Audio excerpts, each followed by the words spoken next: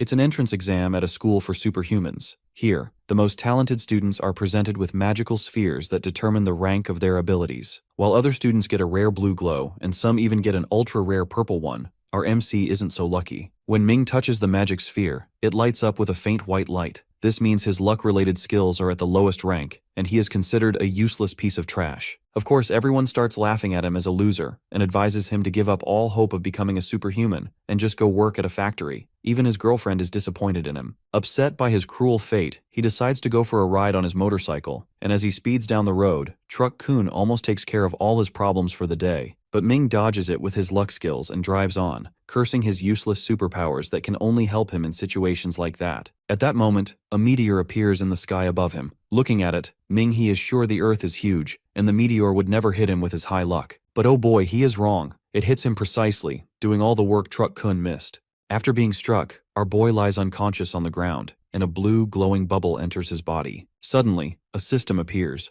running calculations on his condition. The system master observes that her host lacks fighting abilities, so she bestows extraordinary powers upon him, granting Ming a red honor rank. Later, he is found unconscious in a hospital. The doctor mentions that he could remain in a coma for a long time, and a blonde nurse volunteers to care for him. A few days later, the campus queen arrives with a bouquet. After a month, the bullies return to mock our hero. The blonde-haired guy opens an envelope from the bouquet and discovers that Luo Qian has replied to Ming's confession. In frustration, he tears the letter apart. A year passes, and disaster mutants begin to appear in the southern suburbs. When the alarm sounds, all the doctors evacuate, but the blonde nurse rushes toward Ming He. Upon reaching him, she is seized by a monster. Fortunately, our protagonist wakes up instantly and defeats the creature with a single punch. After witnessing everything, the nurse breaks down in tears. Ming Hu gently reassures her, expressing his gratitude for all the care she's given him. She thanks our boy in return before he asks about the current situation. Nurse Song explains that pollution entered the sewers, causing the parasites to mutate. She adds that everyone else must have already been evacuated. Ming notes that she chose not to abandon him, but she insists it was simply her responsibility as a nurse. Curious about how he managed to defeat the monster, she asks. But our protagonist just shrugs and claims he practiced in his head. Deciding to move forward, Ming clears the hallway of monsters with his fists. When a monster approaches, the nurse screams, prompting him to use his sulfuric acid fist to take it down. She wonders if this power is his extraordinary ability, but our hero mentions that he actually failed the entrance exam a year ago. She jokes that perhaps the teacher was short-sighted. Afterward, Ming He asks for more sulfuric acid. Meanwhile, elsewhere, a bridge is destroyed by mutated cockroaches advancing toward a bus full of passengers. Fortunately, a stellar rank extraordinaire arrives and begins shooting at the monsters, but is sadly taken down by a mutated rat. The bus teeters on the edge, about to fall after the mutated rat's attack. At the same time, Ming and Nurse Song have made it out of the hospital. The nurse spots the bus in the distance, realizing it carries people from the hospital. Our boy listens to a report about mutated magic rats and learns that authorities are seeking help from any unregistered extraordinaire. He asks for more details, mentioning that he's just a high schooler who failed the admission test. The reporter advises him to evacuate, but Ming He remains determined to save the medical staff. The passengers scream as the mutated rat prepares to hurl their bus. Ming Hu and Nurse Song witness the chaos from behind. He instructs the nurse to hide while he confronts the mutated rat, but she worries about his safety. To reassure her, our protagonist reminds her that a nurse can't abandon her patient. He leaps forward, landing a punch on the mutated rat, wanting to test his new powers. However, our hero realizes that one swipe from its claws could be fatal. The rat launches a relentless attack, but Ming dodges every strike. Ming Hu counters with a series of punches. Just as he prepares to finish the fight, the rat's eyes snap open, and it begins crushing cars in a frenzy, hurling one toward him.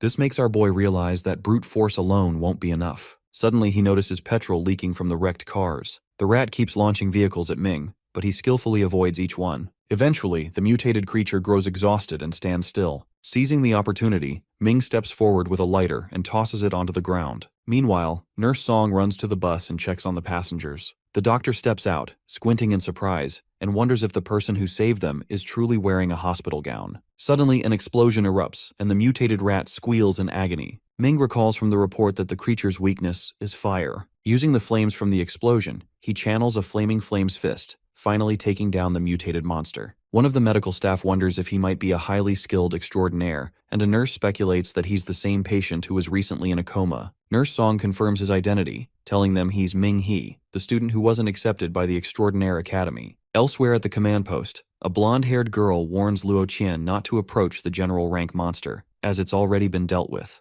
Luo Qian relaxes and asks who is responsible, but the blonde-haired girl admits she doesn't know, suggesting it must have been an unregistered extraordinaire. Changing the subject, she inquires about the source of the pollution. Luo Qian doesn't respond, expecting more mutated monsters and recommending a citywide evacuation for the south. At the rescue station, Nurse Song tends to Ming He's wounds and thanks him for saving everyone. Suddenly, a girl with long hair appears, pleading with a stationed guard to let her in to see her brother, who remains in a coma. The guard informs her that only fleet personnel and extraordinaires are permitted entry during the lockdown. The girl, distraught, insists that her brother is weak and hasn't woken up for some time. She mentions his name, Ming He, and wonders aloud if he's going to die. After wiping her tears, she turns to the unconscious figure and declares that if her brother is going to die, she will die with him. Ming, hearing this, is left completely shocked. After finding Ming He, his sister embraces him tightly, overwhelmed with happiness to see him awake. He thinks back over the past year, remembering how his sister would visit and explain that she couldn't come more often because she was working nights as well. Ming recognizes her sacrifices and is deeply grateful for her dedication. The next morning, our protagonist wakes up in his sister's apartment and finds a note from her. She encourages him to rest, mentioning that she's gone to work to help cover the hospital bills. Our boy recalls that his sister juggles 3 different jobs, leaving her more exhausted than some patients.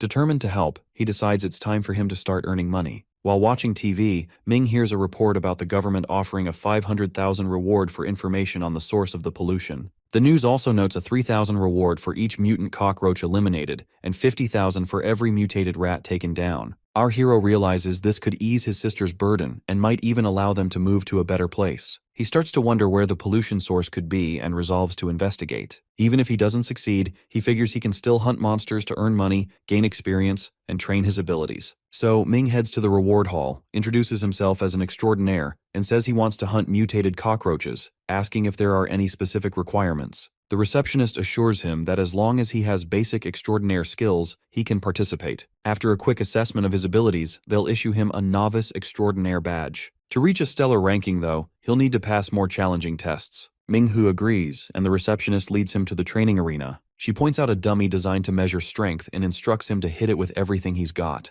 Our protagonist wonders what score he needs to pass, then lands a powerful punch on the dummy, which cracks under the force. The result, 1,000 kilos. People nearby gasp in shock, realizing he shattered the previous record. The receptionist informs Ming-He that the old record was 800 kilos. Back at the front desk, our hero is awarded a $1,000 gift card for breaking the record. Curious, he asks about the official rankings. She explains there are 4, with Celestial being the highest. Inspired, Ming decides to keep increasing his strength until others can't help but admire him. Later, in the waiting area, Ming-Hu wonders if everyone present is waiting for their teammates. He hadn't expected so many people to be interested in the bounty. A chubby guy approaches and asks if our protagonist would like to join their team. Introducing himself as Luo Kai Xuan, he explains the importance of teaming up before entering dangerous areas, adding that the government restricts extraordinaires below the solar rank from participating alone. Luo then asks Ming about his rank, and upon hearing that he's only a novice stellar ranker, Luo remarks that their team isn't interested in newbies. He suggests Ming go back and train more, leaving our boy to question whether his rank is really that low. Unexpectedly, a former classmate with short hair recognizes him and points him out to her teammates. Her blue-haired companion laughs mockingly about Ming just being rejected by another team, while the short-haired girl stands up and calls our hero over. She mentions hearing from others that he was in a coma. Ming shrugs it off, explaining he's just here to hunt monsters and cover his hospital bills. The blue-haired boy, Xuejung, sneers and asks how Ming plans to hunt, claiming he's doomed. Lin Yu, the short-haired girl, expresses concern and urges him not to take unnecessary risks. Zhu mocks Ming's luck ability, but Lin offers him a spot in her party. Our protagonist suspects his former classmates have grown much stronger after a year at the academy, and imagines they see him as weak and timid. Lu Xinghong, the tall guy, suggests that maybe Ming's luck ability could help the whole team. The group ultimately agrees to let him join, though Shui remains reluctant. As they make their way into the quarantined area, Lin explains that they've been training at Wudu Academy, which requires students to participate in an annual social event, hence their presence here. When Ming-He asks about Luo Qian, Lin shares that she's grown much stronger and is currently in Lanyang City investigating the source of the pollution. Lin then asks for his thoughts on the pollution. He ridicules Ming's liberal arts background, saying it didn't help him pass the exam and that students like themselves have found nothing about the pollution source. Meanwhile, our hero considers the 3 mutated parasites, cockroaches, maggots, and rats,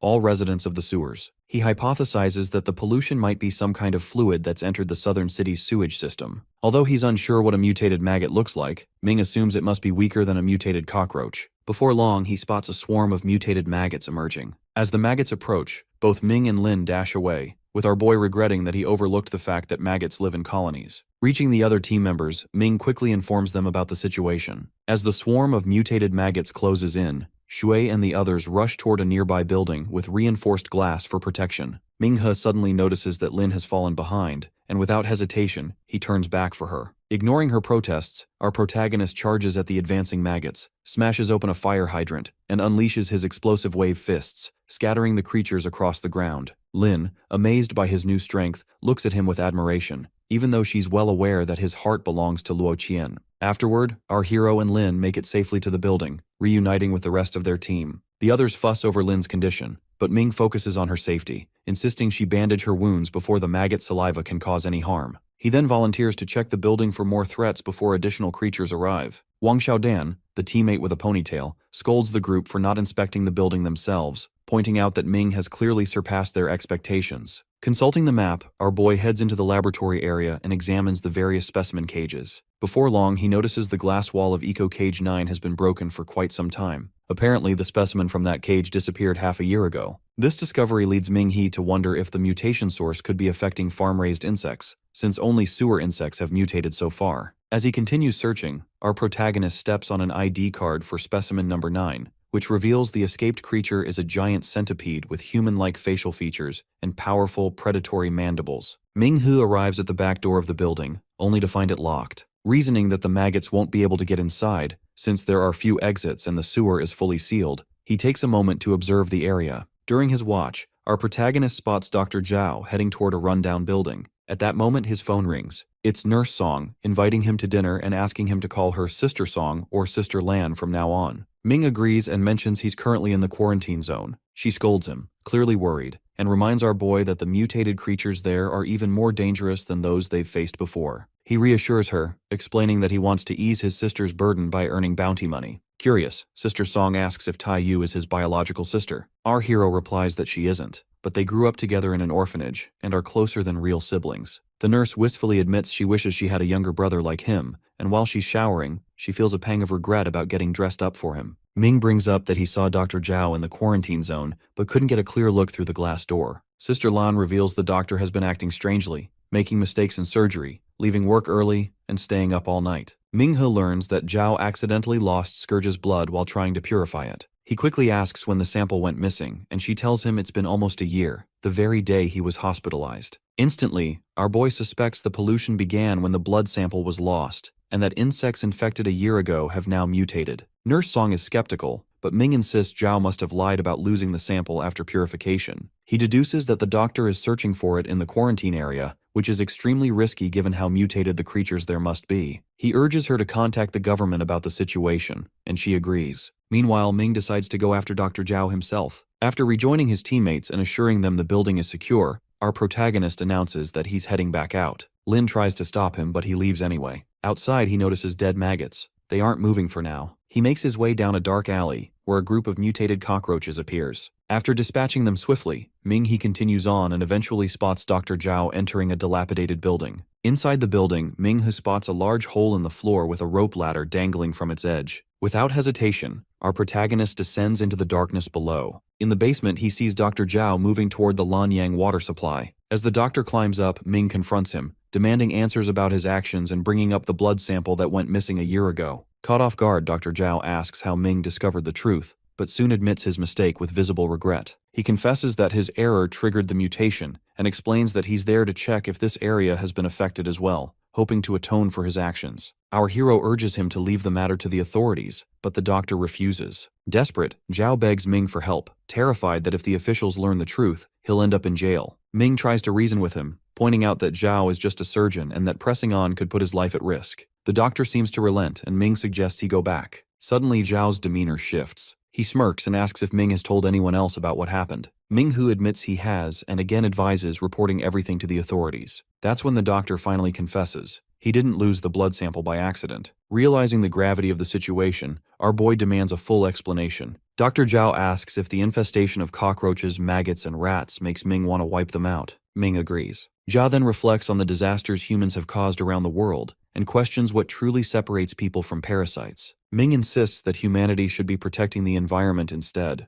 Dr. Zhao's face darkens as he presses his point. For the universe to be peaceful and beautiful, it should be devoid of life. He compares humans to cancer cells, creatures that multiply endlessly, pollute their world, and even dream of spreading that destruction to other planets. He argues that as long as humanity exists, no world can ever regain its original purity. Our protagonist struggles to grasp his twisted reasoning, so Zhao poses a question. If your body falls ill, doesn't your immune system kill the invading bacteria? Ming nods. The doctor continues, explaining that if the universe itself became sick, it would produce something to wipe out humanity, just as the immune system targets disease. He reveals that the scourges, disasters, and falling meteors Ming has witnessed are actually the universe's immune response, acting with its own will to eliminate humankind entirely. Ming Hu insists that Dr. Zhao's views are beyond reason, and reminds him that his own mistakes caused the pollution and mutations, resulting in countless deaths. The doctor simply laughs, claiming that just as he treats people when they're sick, he'll treat the universe by destroying humans, whom he considers even worse than parasites. He finally confesses to being the creator of the mutation and announces his plan to wipe out everyone in Lanyang City before moving on to bigger targets. To continue his plan, he resolves to eliminate any obstacles, starting with our protagonist. Ming points out that the area is already quarantined, so the pollution shouldn't be able to spread further. However, Dr. Zhao reveals his true scheme. He intends to use the water pipes to distribute the contamination. Since people will keep using tap water, the infection will pass into the city's underground systems and eventually reach the entire population. Feigning ignorance, our boy places a hand on the doctor's shoulder and pretends to agree, claiming he'll leave and let him continue his work. Zhao, still wary, asks if Ming has no desire to play the hero and save the city. Ming shrugs off the idea, calling himself trash who failed the admission test a year ago. But when Zhao checks his coat, he discovers the vial of scourge blood is missing. Our hero has stolen it. Suddenly, the doctor's body contorts, transforming into a massive muscular beast. Ming realizes Zhao must have experimented on himself, using the scourge blood to mutate his own form. The doctor unleashes a swarm of twisted parasites, but Ming manages to grab the rope ladder. One of the creatures, however, slices through it, and he quickly realizes their goal is to prevent his escape. Thinking on his feet, our protagonist uses the bodies of the mutant parasites as stepping stones, leaping upward to reach the first floor. Drawing on his mysterious fists, elemental extraction technique, Ming seals the hole behind him, trapping the doctor in the basement. Down below, Dr. Zhao remains undeterred. He claims he can still smell the blood of the beast and is confident that Ming won't escape him for long. Ming dashes through the streets, fully aware that the power of mutated monsters depends on their original strength before mutation. He realizes that even the large mutated rats are far too strong for him to handle and grows deeply worried about facing a fully grown mutated human like Dr. Zhao. Knowing the danger, our protagonist makes a strategic decision, not to run toward his teammates, fearing that if Zhao catches up, they'll all be killed. Instead, he decides to leave the matter in Nurse Song's hands and wait for the authorities to intervene. Meanwhile, elsewhere in the city, Luo Kai's team has successfully cleared their area of threats. As the members chat about their rewards and speculate whether any powerful monsters remain, Dr. Zhao suddenly emerges from a manhole. Confident, Liao Xiao steps forward, declaring that he'll take the creature down and then get some rest. Luo Kai, observing the doctor's massive mutated form, guesses that defeating such a beast would yield an enormous bounty. Without warning, Liao Xiao launches his attack, but Zhao kills him instantly, remarking that the best way to recover is by killing everyone in his path. When another teammate bravely charges forward to protect her friends, the doctor dispatches her just as quickly. Luo Kai and one remaining companion stand frozen in horror as their teammates lie dead around them. Dr. Zhao spares the two, claiming he's in a hurry, and summons the mutated lymphomas to help locate our hero. Luo Kai and his companion are left in tears, mourning their fallen friends and calling themselves lucky to have survived Dr. Zhao's rampage. Meanwhile, our protagonist sprints through the streets with the mutated lymphomas hot on his trail. He quickly realizes they're tracking him by scent, and feels a flicker of relief that Zhao himself isn't as fast as these twisted rat beasts. Determined to keep the blood sample out of enemy hands, Ming keeps running until he spots a gas station. Thinking fast, he douses himself in petrol to mask his scent, then slips into a nearby supermarket. The three beasts chasing him lose his trail and bolt off in the wrong direction. However, one with an especially sharp sense of smell manages to pick up his location and breaks away from the group to hunt him down. Ming knows that if he lets this creature live, it will track him anywhere, so he decides he must end it here and now. Our hero reminds himself that his mystical punch technique needs contact with a special medium to unleash its full potential. But since the supermarket doesn't have what he needs, he has no choice but to rely solely on brute strength. Bracing himself, he charges forward and lands a crushing punch on the mutated beast. Although it's knocked down, the creature quickly recovers and leaps back at him. Drawing on every ounce of skill and determination, Ming overpowers it and finishes it off with a devastating blow. Elsewhere, Dr. Zhao senses a change in his body and instantly realizes that one of his pets has been killed. He rushes to the scene, finds the slain creature, and orders the remaining beasts to devour its corpse so they can heighten their sensitivity to scent. Once the mutated monsters evolve, Zhao commands them to track down our boy and bring him back alive. Ming has finally managed to put some distance between himself and the strong-scented sense demons, shaking them off at last. But just as he catches his breath, 3 powerful monsters appear behind him, their growls deeper and far more menacing. As he considers his options, our protagonist spots an amusement park ahead, the perfect battleground for his next move. Right now, he needs something he can use as a conduit for his mysterious fist technique, which he knows will greatly enhance his strength. Before preparing for the fight, our hero quickly washes the gasoline off his body. He knows that if he runs into any source of fire, his own body could ignite before he even launches his blazing punch. Although he's tempted to keep moving, knowing the monsters will track him down eventually, he decides to buy some time. Once all the lymphoma demons are inside the park, he plans to wipe them out, though Dr. Zhao's unpredictable behavior still lingers uneasily in his thoughts. Suddenly, the lymphoma demons burst into view and attack. The lead beast has grown even larger and stronger, but Ming dodges its repeated blows with ease. Its sheer bulk has slowed it down, giving our boy the upper hand. As he taunts the creature to chase him, 2 more beasts appear out of nowhere. Realizing he's outnumbered, he bolts up the roller coaster track, hoping the high ground will give him an advantage and allow him to take down all 3 at once. The monsters pursue him relentlessly. When Ming reaches the top, he channels his focus and uses the metal track as a medium for his elemental extraction technique. Summoning every ounce of power, he punches the first beast, blasting a massive hole through its body and sending it crashing to the ground. In that moment, he realizes that after absorbing the metal, his fists have become strong enough to slay what appear to be warlord-rank demons. Still perched atop the track, Ming watches as one beast climbs toward him from above, while another circles around from below. Confident in his newfound strength,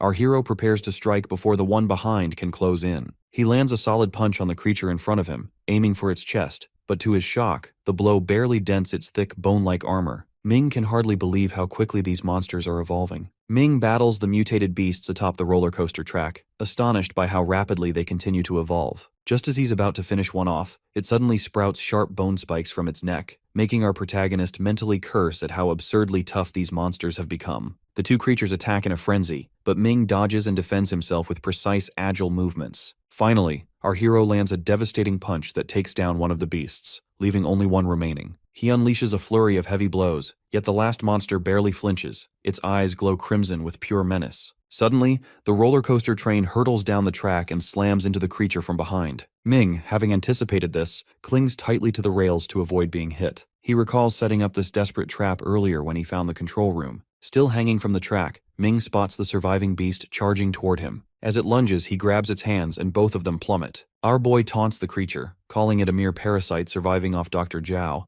and points out that killing it will wound its master as well. With lightning-fast thinking, he crosses its arms and uses the monster's body to cushion his own fall as they crash violently to the ground. Later, as he washes the blood and grime from his hands, Ming's phone rings. It's Nurse Song. She scolds him for not answering earlier and anxiously asks if he's all right. He explains that his phone was on mute. Sister Lan then tells him that officials have arrived at the building he mentioned, handling the situation and eradicating the monsters found inside, but neither he nor Dr. Zhao were seen there. Ming replies that he's at an amusement park and fills her in on Zhao's horrific plans. He reveals that he has stolen both the blood serum and the antibodies, which contain the mutated source. Once experts extract the antibodies, the polluted southern suburbs should begin to recover. Nurse Song, clearly relieved, says the serum is vital and promises to send officials to the amusement park immediately. But our hero tells her he can't stay put. Dr. Zhao is still hunting him. He suggests meeting at the southern tower and asks her to dispatch the experts there instead. Before hanging up, he warns that Zhao has mutated and is extremely dangerous. Meanwhile, from a distance, Dr. Zhao watches Ming intently, murmuring to himself that, as expected, his target showed up right on time. Dr. Zhao appears and greets Ming, then gestures up at the amusement park ride where the boy's teammates are tied and held captive. He explains that while searching for Ming, he encountered his friends but decided to keep them alive because they're connected to him. The captives cry out desperately for help,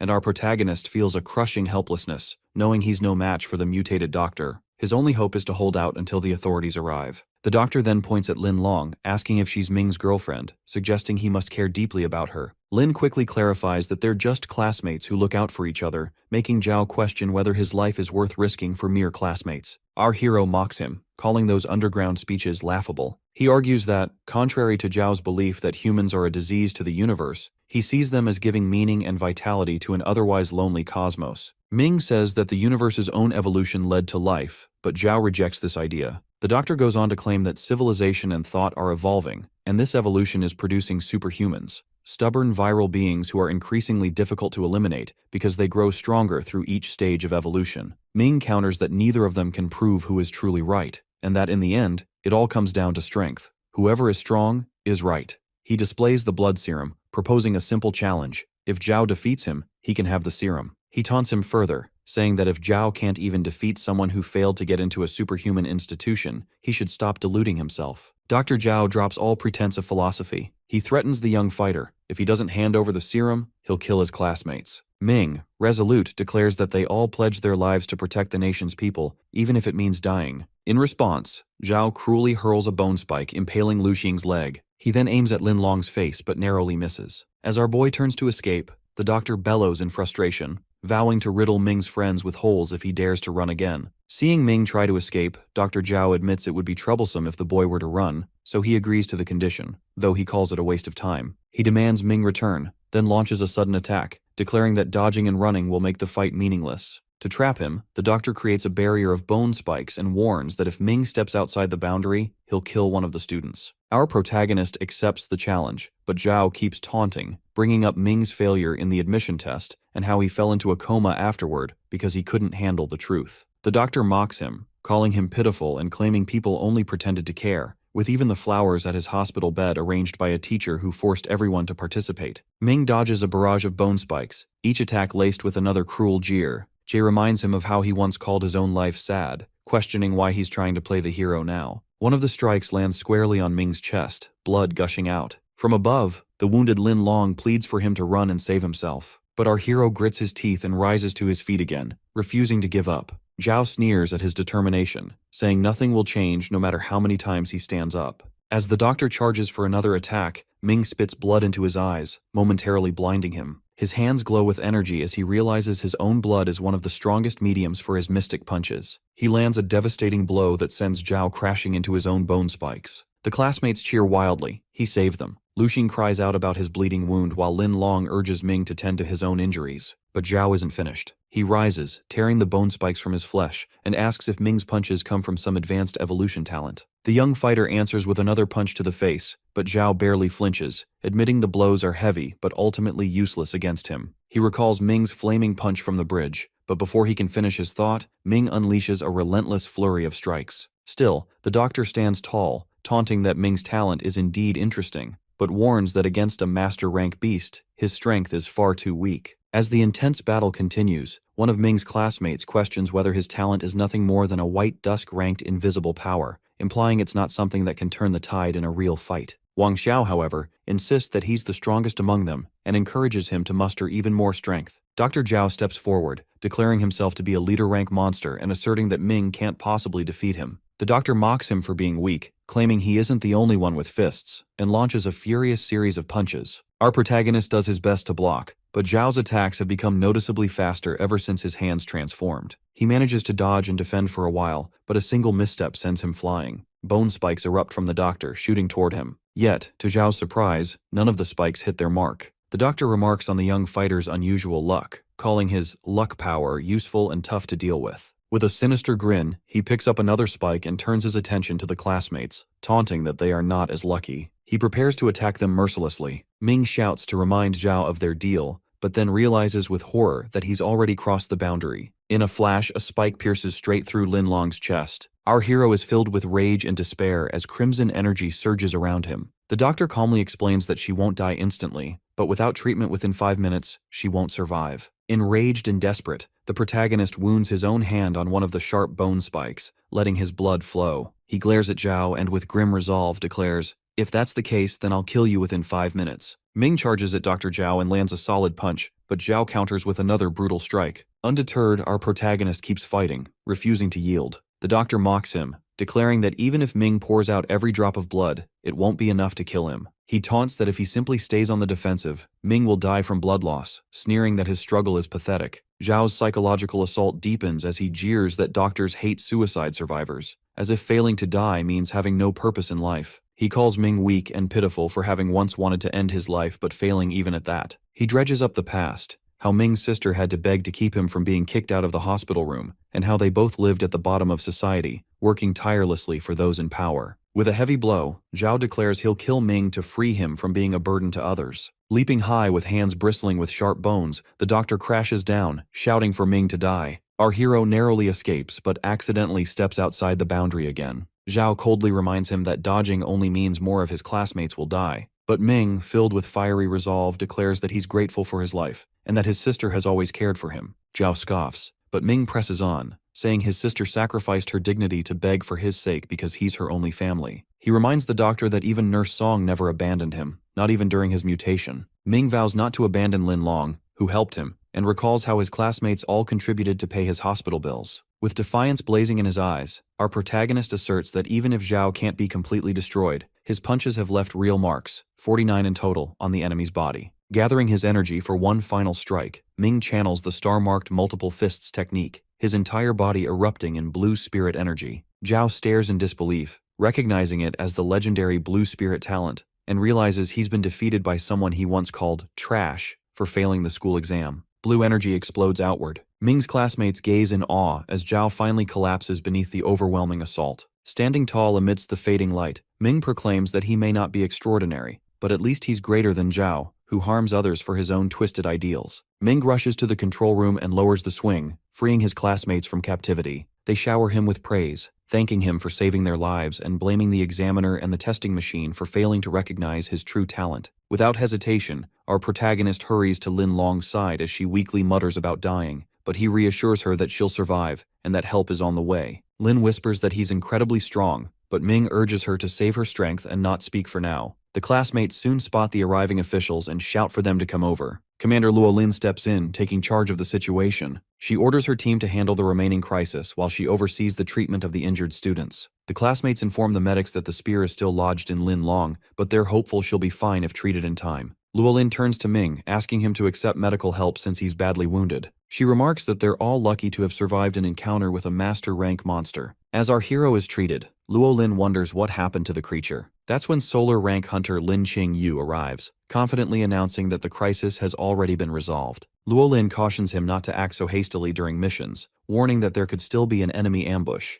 But Lin Qing Yu reassures her that the mutated human responsible for the disaster is dead, having used pollution mutation to retrofit himself. The commander's expression brightens as she asks who managed to kill the monster. Ming's classmates eagerly point to him, and he confirms that he's the one who defeated Dr. Zhao. He also hands over the blood serum, explaining that he took it from the doctor. When asked about his rank and how he pulled off such a feat, our protagonist calmly explains that his superpower evolution ability is still at its first stage, and that he's only a trainee Starlight rank. Luo Lin is stunned, exclaiming that the monster had recently killed 2 Moonbright rank hunters. Wang Xiao steps forward, clarifying that Ming only just became a super evolution hunter and didn't even pass the school entrance exam. The commander recognizes his voice as the one who disobeyed orders over the walkie-talkie and calls him arrogant. But a doctor interrupts, identifying Ming as the one who saved them on the bus in the south area, while Lin Long, her voice weak but proud, calls him the true hero who saved everyone, making the higher-ranked hunters seem useless by comparison. Humble as ever, our protagonist says he simply did his best to save his classmates.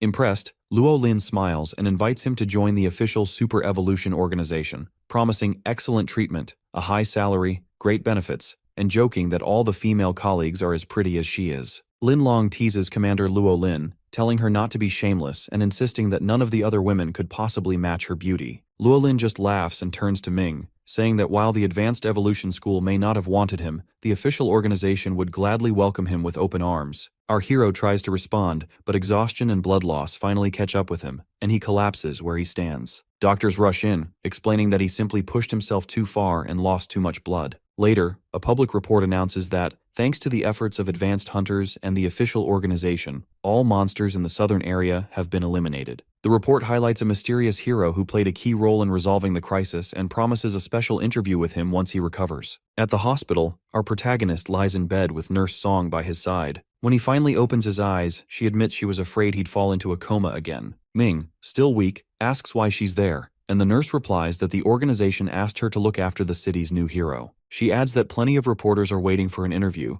but Ming's first concern is Lin Long. Nurse Song reassures him that Lin is in the ICU but out of danger, and she'll recover with time and proper care. Just then, the door opens and Lee General enters with Luo Lin. They ask about Ming's condition, and Nurse Song explains that his physique is remarkable. He recovers faster than most. Lee General thanks him on behalf of the organization for everything he's done. Luo Lin then invites Nurse Song out for shopping and a meal, and the two women leave, giving Ming and the General some privacy. Lee General takes a seat, his expression serious, and Ming senses there's more to this visit than a simple thank you. The General commends his perceptiveness and mentions that he spoke with the classmates about the battle with Dr. Zhao. From everything he's heard, Ming shouldn't have been able to defeat such a foe with his current ability level, but he's deeply impressed by what the young fighter accomplished. He continues, explaining that there's a common misconception. People often assume that the higher the rank, the stronger the person, but that's not always true. Victory, he says, isn't determined by evolution ability alone. It's also about intelligence and wisdom. When Ming humbly attributes his survival to luck, Lee General shakes his head and corrects him. Luck might carry someone for a moment, but it doesn't explain everything. He points out how long Ming lasted in battle, something no amount of luck could achieve. Then his tone darkens as he brings up Zhao's words about the main body's immune system and its mission to eradicate humanity. The general encourages Ming to reflect on the term authority, hinting that not everything Zhao said was mere madness. There may be deeper truths behind the authority that governs evolution and calamity in their world. Lee General tells Ming that the second matter is a formal invitation. Luo Lin has recommended him, and the organization hopes he'll join. He notes that Ming's ability has indeed brought him luck. After all, being in a coma for a year and waking up with a purple soul rank is a rare blessing born from misfortune. Our hero nods, but as the general presses him for a decision, he hesitates, still pondering everything he's heard. The officer then shifts to a more serious topic. Based on research, the scourges that have invaded Earth originated from meteors. Each meteor, he says, carries a creature inherently hostile to humans. This, he explains, is simply the nature of all living things. Earth's life force itself is driven by survival. He then asks what our protagonist thinks the instinct of these meteor-born beings is. Ming replies, to kill, and Lee General agrees, explaining that their primary instinct is indeed to kill until humanity is extinct. He then asks if that means humanity really is the cancer cell of the universe's main body, as Zhao claimed. The general responds that, if anything, humanity's first instinct is survival, and the second is exploration. But even super beings don't know the ultimate answer. They're still on instinct number 2. When our boy wonders why, if the universe rejects humanity, it would bestow advanced evolution abilities, Lee General suggests that those born with such powers are humanity's best defense against these menaces, perhaps the universe's newborns, invaders, or even its own viruses. Until the truth is uncovered, he says, super beings will persist, carrying the flame of civilization and refusing to be defeated. Ming quietly resolves that, while he can't save all of humanity, he will at least protect those close to him. Before leaving, Lee General has 2 questions, insisting on honesty. He recounts the event a year ago when an outer meteor, Goddess Queen, entered Earth's atmosphere, changed course, and exploded above the planet. Ming was nearby and fell into a coma for a year. The general asks what he saw. Our hero recalls lightning covering the sky before he quickly lost consciousness, then asks if meteors themselves are also terrifying scourges. Lee General explains that disasters are ranked from 1 to 12. A rank 1 disaster has the destructive power of a severe weather event, like a tornado. The recent mutated monster incident in Lanyang's southern suburbs was graded as an A rank 3 disaster, serious, but not catastrophic. Zhao had tried to escalate it by contaminating the water supply, which could have upgraded it to a rank 6 event, but Ming stopped him in time. He's shocked that even this serious crisis is only a rank 3. The general tells him the Goddess Queen catastrophe was a rank 9 disaster, so powerful it threatened the entire southern region of China. For comparison, 5 years ago, a rank 8 disaster involved a meteor's emperor rank disaster beast, and the recent pollution comes from that beast's blood, which an underground merchant hid away. He says he needs to talk with his sister, so Lee General politely excuses himself, promising not to disturb him. As the man leaves, Ming suddenly calls out. The general turns, expecting some crucial memory or clue, but our protagonist just asks about the monetary reward.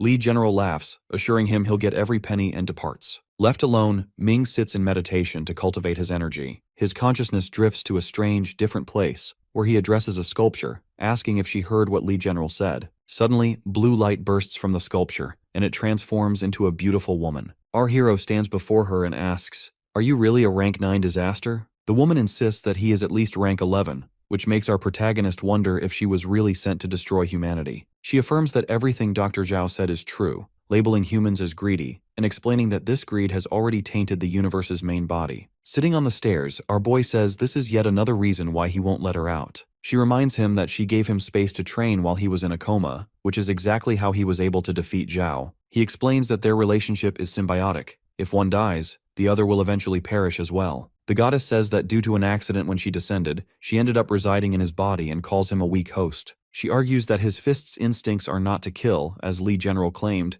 but to survive. Our hero points out that even when he was at his weakest, she still chose to merge with him. She tells him not to compare her to others, asserting that she is nobler and higher. She is a goddess. She also explains that finding a compatible host is difficult, and adapting to a symbiotic relationship takes time, just as it took him a year. He realizes she was the reason for his coma, but to make up for it, she granted him a special ability. The goddess claims she now wants to live peacefully, while he points out that her survival instinct is the same as Earth's life force and humans' own nature. He adds that even she doesn't know the universe's full truth and is simply following certain rules. Although the world isn't perfect and has its dark sides, he believes it is still good overall, even calling her cute and expressing hope they can get along. She dismisses the idea, telling him to focus on cultivating and grow stronger, insisting she doesn't want to die with him. She threatens to create even tougher opponents, but Ming refuses, saying he's tired and that overtraining, even in the meditation space, is unhealthy. When he opens his eyes, our protagonist admits that there's essentially a nuclear bomb inside him. If he tells anyone about her, she will surely detonate. He wonders if, since he can restrain her, he might be able to resolve even a rank 9 disaster. Outside the hospital, reporters swarm him with questions. As they crowd around, some demand he remove his mask, while others urge him to make a statement. Ming responds that he's only trying to protect the people around him, and gives credit to the officials for killing the mutant. He adds that everyone in the southern suburbs played a heroic role and suggests the reporters interview them instead. Meanwhile, Luo Kai mourns at the graves of his companions, calling them all heroes. At a park, our hero reflects that he can't reveal his identity publicly, or he'll risk being taken to some lab for experiments. Checking his bank balance, he's relieved to finally be rich, which means his sister can relax. Unaware that he's been hospitalized again, she would be worried sick if she found out. He greets her at her ice cream stall and excitedly shows her the rewards, promising they'll have a feast and take a break today. But his sister insists they need to sell the ice cream while it's still fresh, so he decides to help out. She encourages him to study and retake the exam, praising the hero who dealt with the southern suburbs incident. Reminding him of his own dream to become a super being, she suggests he use that hero as inspiration to pass the exam. Privately, our boy muses that he actually is the hero and tells her that his doctor advised him to get fresh air, so he'll stay and help.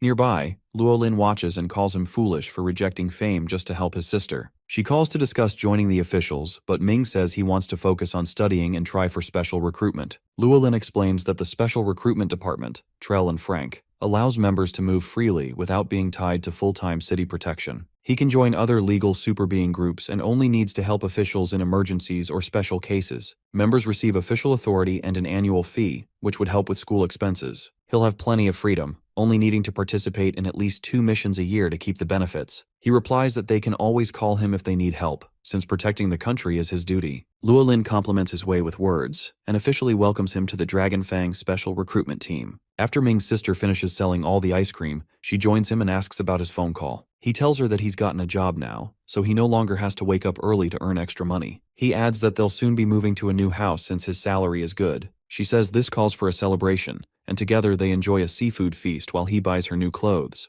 They move into a rented house for now, but plan to purchase it soon. Grateful, she says she wishes she could thank the Land City hero for risking his life. They're only able to buy a new house because of him. She insists her brother must thank the hero if he ever gets the chance. Ming agrees, though our protagonist privately thinks there's no need for thanks. These people are worth risking his life for. Afterwards, our boy throws himself into a rigorous training routine that includes core and strength training, knowledge gathering, and combat practice. The goddess tells him that Dr. Zhao's statistics have been analyzed, and he can now use his pantheon for combat training. Ming admits he hasn't forgiven Zhao yet, but she advises him to focus on building up his body and taking in more nutrients. While his combat skills are strong thanks to his brain, his body still lags behind his reaction speed. The deity urges him to aim for solar rank so he can survive tougher battles. Ming wonders if he'll be able to use territory skills, and she confirms. If he learns that, Zhao will become insignificant before him. His teacher once said that territory can break human physical limits, and our hero's fist power is already above average. He then asks about his red warlock talent. The goddess explains its benefits, including a secret art and the power of absolute territory, where he can set the rules of battle in his favor. She refuses to let him experience it directly, instead urging him to practice the secret art and get familiar with it. He discovers that 49 marks are needed to activate the multiple fists ability, and that the more marks he leaves, the stronger the skill becomes. She also gives him tips to quickly stack the marks, allowing him to master the secret art faster. A month later, Ming heads to South City for an exam,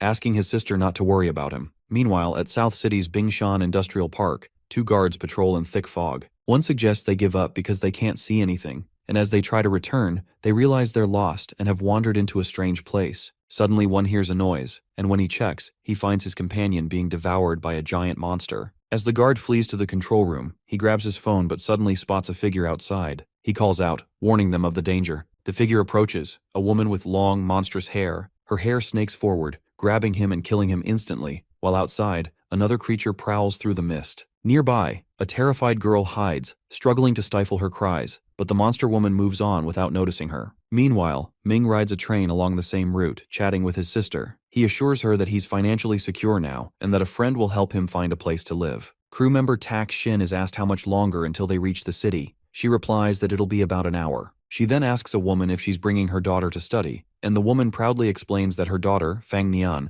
was the top student in Lanyang City, and has been admitted to the city's advanced evolution school. Passengers admire the girl's beauty and talent, while some share stories about their own struggles with the challenging exam. Ming glances her way, quietly admiring her ability, and reflecting that, unlike her, our protagonist got into the school through a side door. A woman with a baby sits nearby. Suddenly the train jolts to a halt, startling everyone. The baby slips, but our boy reacts instantly, catching him before he hits the floor, drawing Nian's attention. Confusion spreads as fog thickens outside and the signal lights die out. A curious child peers through the window, whispering that the train stopped because something huge is out there. An announcement follows, asking everyone to stay seated due to a problem faced by the crew. The passengers grow uneasy, murmuring about what might be happening. Curious, Ming rises and asks Tak Shin about the situation. She says the crew is investigating and urges him to return to his seat. He reveals that he's an advanced adventure hunter and offers to help if needed. Tak Shin accepts and brings him along. Nian steps forward too, insisting she can help. They soon meet Chi Ming, the security officer, who's skeptical after hearing their ranks and says they can't assist when no one even knows what's waiting outside. Ming counters that waiting could make things worse, and another officer sides with him, assigning Chi to accompany the group. Our hero urges Nian to stay for her safety, but she refuses to back down. Together, the trio leaves the train, warning the crew to keep the doors sealed no matter what happens next. Ming walks ahead with Nian and Chi. The officer eyes the girl skeptically, questioning why, as a professional, she needs him to explain things. Ming calmly replies that it's to prevent accidents, then asks if trains usually stop operating when they hit fog. Kai explains that as long as the tracks are clear, the train keeps moving. The system only halts when it detects something ahead. Our protagonist notes that must be why it stopped now, but Chi waves it off, saying it's probably just animals like pigs or chickens. Meanwhile, back on the train, Tak Shin notices a girl standing outside. Remembering Ming's warning, she refuses to open the door. A passenger steps up, insisting she let the woman in, certain she must be frightened. Tak Shin explains that the doors are locked and no one could have exited, but the man accuses her of being heartless and unlocks the door himself, calling for the woman to come inside. The woman steps forward, revealed to be a monster. Her thick, writhing hair lashes out, seizing the man and swallowing him whole. Tak Shin screams and lunges to pull him free, but the creature's hair nearly catches her too. She barely manages to slam the door shut before being dragged away into the fog. Inside, a group of passengers play cards to pass the time. One wonders how long the issue will take to resolve, and a crew member assures them the situation is under investigation. Later, someone notices Tak Shin's absence and complains that she must have forgotten to lock the door, unaware of the horror unfolding just outside. Ming observes the devastated landscape, recognizing the markings left by a calamity beast. His phone rings and Luo Lin contacts him, noting his location is near Nando's Xiaopei town. He confirms he was traveling there by train but explains they've stopped mid-route due to an emergency. Thick fog and weak signals have made things difficult. When she asks if the train is operational, he reassures her that it's fine. It's just blocked by debris on the tracks. Once the obstacles are cleared, they should be able to resume. Luolin urges him to hurry and get the train moving. They're near the fog's edge, and lingering could be dangerous. Ming asks about the fog, but she tells him to focus on getting everyone out safely first. Down by the tracks, Chi and Nian work hard clearing away the debris. Chi grumbles that our protagonist is leaving them the tough job, but Ming insists they need to hurry and get back to the train. He explains that he managed to get a call from the officials while up on the mountain and warns them that the tracks show signs of a calamity beast, likely responsible for knocking down the rocks. When questioned, our boy says he has no reason to lie, adding that this fog might be the sign of a high-ranking calamity. Their priority, he reminds them, is the safety of everyone on the train. As they rush back, Chi stumbles and finds a corpse, shouting an alarm. Suddenly, the monstrous woman appears, attacking them. Our hero quickly pulls Nian out of harm's way. He tells her to run and hide, but she insists on fighting alongside him. The creature snares him with her hair, dragging him closer, but he breaks free with a powerful punch. Nian is awestruck by the force of the blow, noting it surpasses what's expected from a starlight rank. The monster, undeterred, steadies herself and prepares for another attack. The monster charges again, but our protagonist counters with a relentless flurry of punches. Nian watches in amazement as Ming's eyes glow blue, each strike landing harder than the last. Finally, the creature's body splits open, revealing a human inside, Tax Shin. Our hero quickly pulls her free, unsure if she's still alive, while the wounded beast retreats into the mist. He helps the unconscious woman back to the train, where the crew anxiously crowds around, demanding to know what happened. They board and secure the compartments, locking every door before setting off once more. Meanwhile, in Shaoxi, Qing is on a call with Luolin. Luolin explains that officials detected a calamity meteor about a month ago. Although no alien life was found, only thick steam, the Xishan Industrial Park took heavy damage. The event was unprecedented, and authorities dubbed it the Mist. Qing notes that the fog usually lingers near the mountains and that strange calamity beasts appear only within it, vanishing once it lifts. Luolin adds that some witnesses who wandered inside claim to have seen enormous creatures, possibly even Emperor class. She also mentions that the fog recently drifted close to the train's route, confirming Qing's team is moving in the right direction. Qing comments that the fog devoured all the livestock in a nearby town, but Luolin expresses relief that Shaoxi's residents and the train crew were warned in time. Qing insists they must investigate further, warning that if the fog returns, it could mean disaster. She explains that people who entered lost their way, and when the mist cleared, both the wanderers and the beasts vanished without a trace. She then reveals that their knowledge of the fog came from a prior incident. When Luolin asks for details, Qing sends her a photo of an insect, a clue from the entomology research team. Half a year ago, they lost track of a specimen named Lian Pu, a patterned centipede. Its tracking chip later indicated it had hidden inside a cave near Xishan, but the team couldn't retrieve it and left it be. Because the cave lies so close to the Xishan Industrial Park, Qing suspects the centipede isn't native to the fog. Luolin confirms they were alerted the moment its location changed. Both agree that recapturing the creature could reveal key information about the phenomenon, and Qing vows to bring it back alive. Suddenly, the giant centipede appears before her, swallowing a pig whole in a single gulp. Ming sits in the ambulance with Qi, who thanks him for saving everyone's lives and admits he never expected a Starlight trainee to be so strong. Our hero shakes his head and points to Tak Shin, saying she's the real hero for protecting everyone and stopping the monster from getting in, calling her honorable. Once they reach the hospital, Ming receives a call from an unknown number. He immediately recognizes Luo Qian's voice. She says she got his number from Lin Long, who also told her he was coming to South City. When Ming asks why she didn't call earlier, he explains something happened on the way, and she quickly realizes it must be related to the fog incident. Luo Qian says she'll come find him, and he suggests meeting outside the city's evolution school. She agrees. As he waits, our protagonist recalls proposing to her, and concludes that her silence must have been a rejection. Meanwhile, Luo Qian talks with her friend, convinced Ming must have read the letter she left for him in the hospital, the one where she wrote that they could start dating once he recovered. Her friend insists she only feels sorry for him and warns that he has other options, urging her to be honest. Luo Qian admits she's liked Ming for a long time, though her friend hadn't realized it before. Now, as the school's goddess, the friend warns her not to date out of pity. Luo Qian insists he's a good person, and she wants to give it a try, promising to tell him if it doesn't work out. Despite her friend's protests, she decides to see where things lead. Outside the school, Ming admires its sleek design, wishing he could study there, while a group of girls nearby quietly mocks him. When Luo Qian arrives, whispers ripple through the group about her beauty and how she once rejected Lin's proposal, one of South City's top 3 young masters. They speculate that she might actually want Ming to chase her, since hardly anyone turns Lin down. Luo Qian greets our boy warmly and invites him for coffee, while the onlookers murmur, wondering if they're dating. On the walk to the cafe, Ming considers mentioning their past but decides against it, assuming her invitation is simply to avoid any awkwardness. Meanwhile, Luo Qian debates whether to hold his hand, but he stays oblivious, thinking it's nice just to spend time with her as a friend. At the cafe, they chat about her popularity. She teasingly asks if he came to South City just to see her, but Ming explains he's actually there to try out for recruitment and to tour the city. When she asks where he's staying, she blushes at the thought of them living together. Ming notices her red face and asks if she's all right, but she brushes it off, suggesting that if he passes the exam, she'll help him out and it'll be convenient for them to stay together in the future. He interprets this as studying together and assumes Luo Qian must already have a boyfriend. Luo Qian then asks about the fog incident, and Ming tells her everything, even handing over his hunter badge for her to see. As they talk, Fang Kai arrives, sneering at our protagonist's low rank and mocking that it's embarrassing to have someone like him as an old friend. Kai complains to Luo Qian for not telling him that Ming was coming, saying he would have gathered all their classmates. She replies that she wanted to talk to him alone, and Ming agrees, asking Kai not to interrupt. Just then, she gets a call and asks them to stay quiet. Kai leaves, muttering curses under his breath and grumbling that as the school's goddess, Luo Qian deserves someone like him, not Ming. After finishing her call, she apologizes, explaining that she has to leave for something urgent. Our protagonist reassures her that they'll meet again, and she waves goodbye before heading out. Outside, she meets her brother, who tells her they need her lightning control ability, and that they'll discuss the details in the car. Ming watches from inside,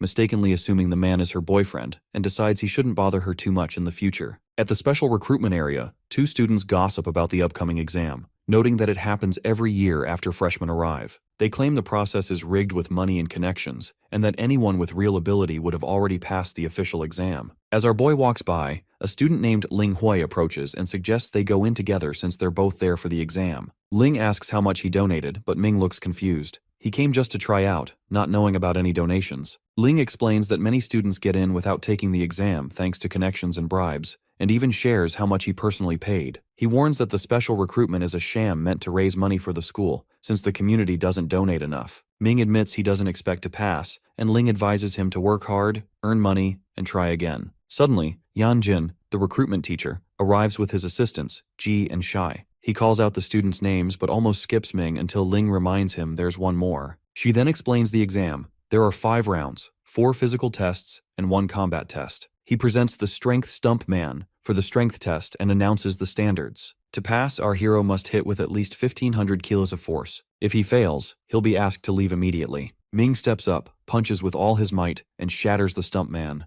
The other students stare in shock. The examiner declares him passed, and since the Stump Man is broken, all the other students pass too. Ji suggests they should consider recruiting Ming, but Yanjin disagrees, pointing out that they've already rejected many applicants with perfect written exam scores, so the newcomer has little chance of passing. She supports his view, and the examiner proposes increasing the difficulty to ensure Ming fails. For the next test, they assess speed. Anyone who gets knocked down by a general rank red cheetah will fail. Yan instructs the handler to have the beast go easy on the other students, but to target Ming specifically. The test begins. The cheetah chases another student at first but stops on command. When it's our protagonist's turn, he sizes up the creature, thinking it doesn't seem that strong and he should be able to handle it easily. As it lunges at him, he dodges and tries to redirect it toward the others, but it keeps focusing on him. Realizing tricks won't work, our boy decides it's time to show off the results of his months of training. He takes off at an incredible speed, leaving the examiners amazed, though they insist he'll eventually tire out since there are still 15 minutes left. 10 minutes in, however, it's the cheetah that gets exhausted instead. Ming taunts the beast, joking that now it's his turn to chase, and if he catches it, he'll break all its teeth. The test ends soon after, and the exam moves on to the 3rd round,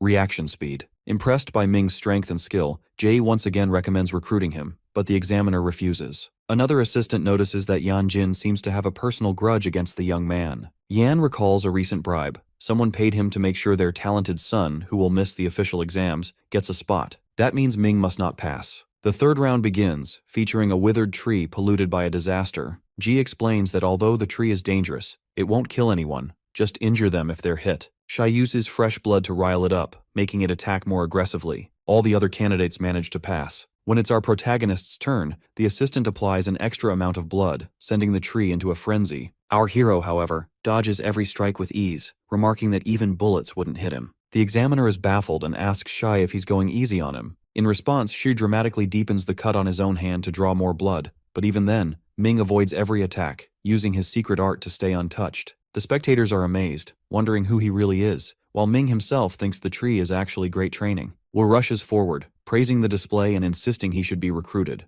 The examiner, still reluctant, argues that the combat round is the most important test. Meanwhile, Shai ends up in the hospital after losing too much blood. Rumors spread that he tried to harm himself because his girlfriend is cheating, but he denies it and explains what really happened with the tree during the exam. The examiner and students gather in the room for the talent rank test for super beings. Yanjin announces that, according to the records, Ming has the White Dusk rank. Our protagonist questions why this test is scheduled last, pointing out that failing it would render all previous rounds meaningless. Yan responds that he'll go last and tells the others to begin. Ling is the first to take the test and achieves the Purple Soul rank, as do all the other students. Yan then reveals that he reviewed our hero's school record from the previous year. Although he scored perfectly on the theoretical exam, his hidden super being talent was deemed useless. When questioned about this, Yan explains that at university, students quickly learn that super being talents can actually be altered. He describes a substance called life droplet, secreted by the Scourge, which super beings can use to replace their original talent and gain new abilities. With enough money and resources, anyone can upgrade their talent, even from White Dust or Blue Spirit to Purple Soul. Yan claims that this is how the other students obtained their rank. The revelation leaves our protagonist deep in thought, recalling the goddess's advice that concealing one's true power is the first rule of survival. He decides there's no need to reveal his true Red Warlock rank. Yan says that Purple Soul is the minimum requirement,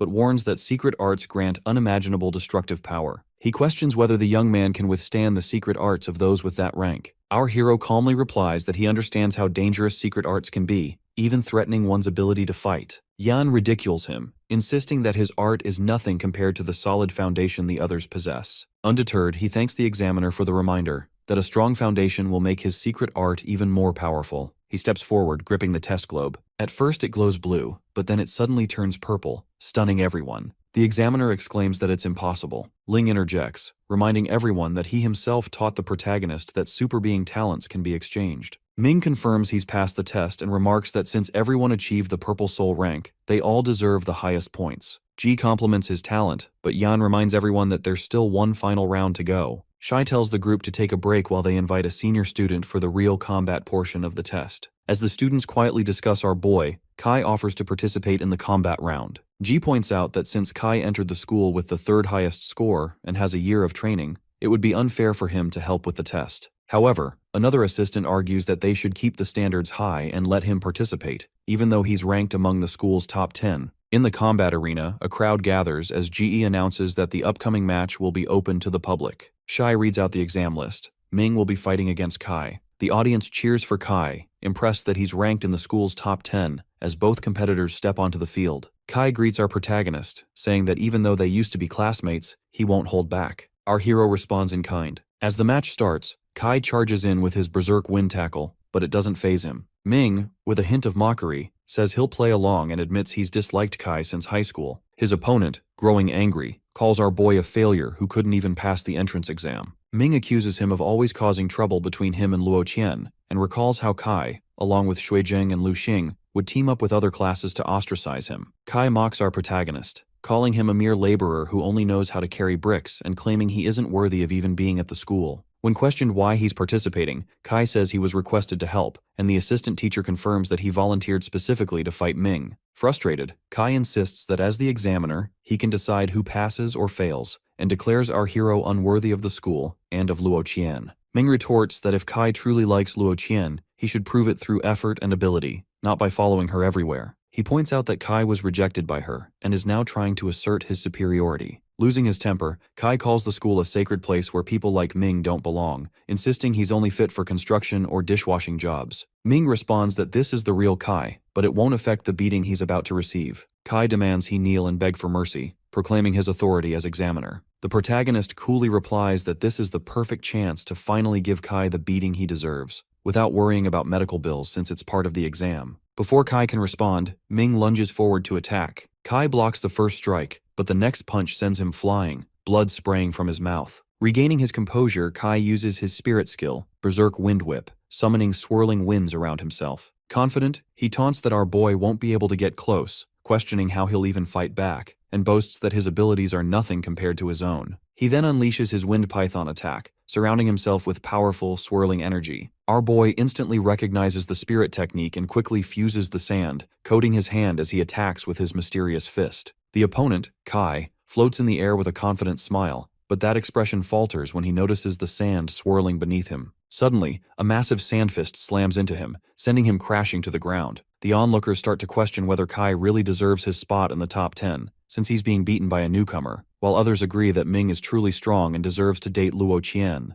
Kai gets back to his feet and reveals his hidden ability. The angrier he becomes, the stronger his berserk wind breath grows under his control. He roars, gathering energy and wind in his hands, and shouts at our protagonist, claiming he's been pushed to a new level. With his eyes glowing blue, he uses a secret art to unleash a storm breath tornado, stunning the crowd, who say that he's finally taking things seriously. Meanwhile, Ji panics, pointing out that using a secret art is forbidden during the recruitment test, but Yanjin stays silent. Back in the arena, Kai's power wipes out a giant sand fist as he declares that Ming is finished. Our hero, unfazed, stares right at the tornado, convinced that his opponent's secret art is nothing compared to his own power. The assistant teacher remarks that he's just a naive kid overestimating himself, while Ji shouts at Yanjin, worried for the boy's safety. Ling yells at him to run, and the onlookers think he's been swallowed up by the tornado, but our boy stands still, mocking his opponent for being angry and useless. Kai shouts furiously, vowing to leave him paralyzed and confined to a hospital bed as he unleashes his full strength. Our protagonist calmly studies himself, watching the tornado bear down on him.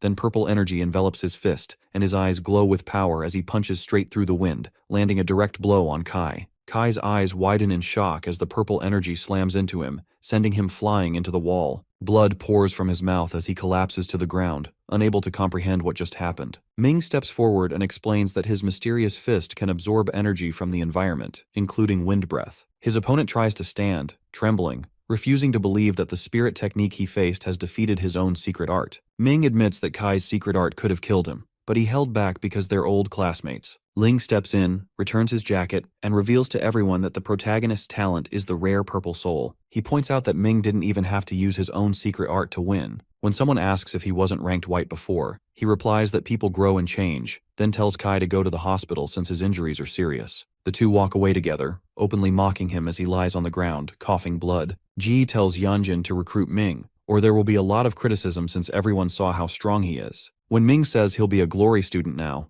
Yanjin warns him not to get arrogant, reminding him that South City has no shortage of geniuses. Ming suggests the examiner should be more strict with recruitment, saying that people like Kai will damage the city's reputation if others think he got his rank through connections. He adds that Yanjin can call on him if he ever needs someone to test newcomers, promising not to let anyone unworthy through. The man, gritting his teeth, congratulates him and tells him not to get arrogant after joining, and to always seek knowledge and respect his teachers. Ming shrugs, saying it depends, and walks off, while Ji asks who will pay Kai's medical bills. Yanjin says no one, since Kai broke the rules, and the defeated student insists he has enough money anyway. Afterward, the other battles finish successfully, and Ling leaves, saying his father is preparing a celebration. A girl runs up to the victor, asking to add him on WeChat and offering to be his guide. When he asks about the dormitory, she volunteers to show him, but Luo Qian steps in, saying that since she's his old classmate, she should be his guide. When the other girl presses for his WeChat and phone number, Luo Qian says his phone and SIM card are broken.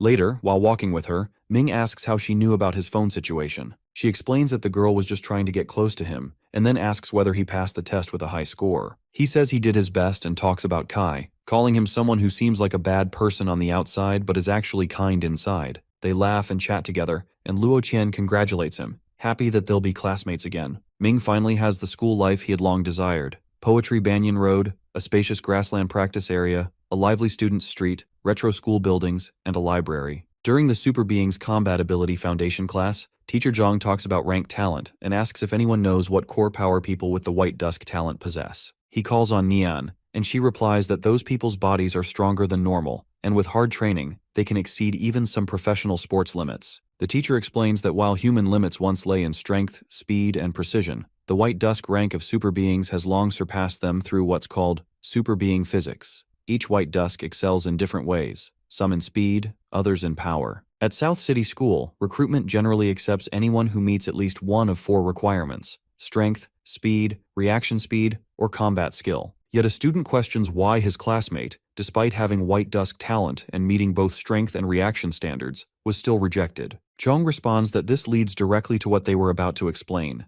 the Blue Spirit ranks.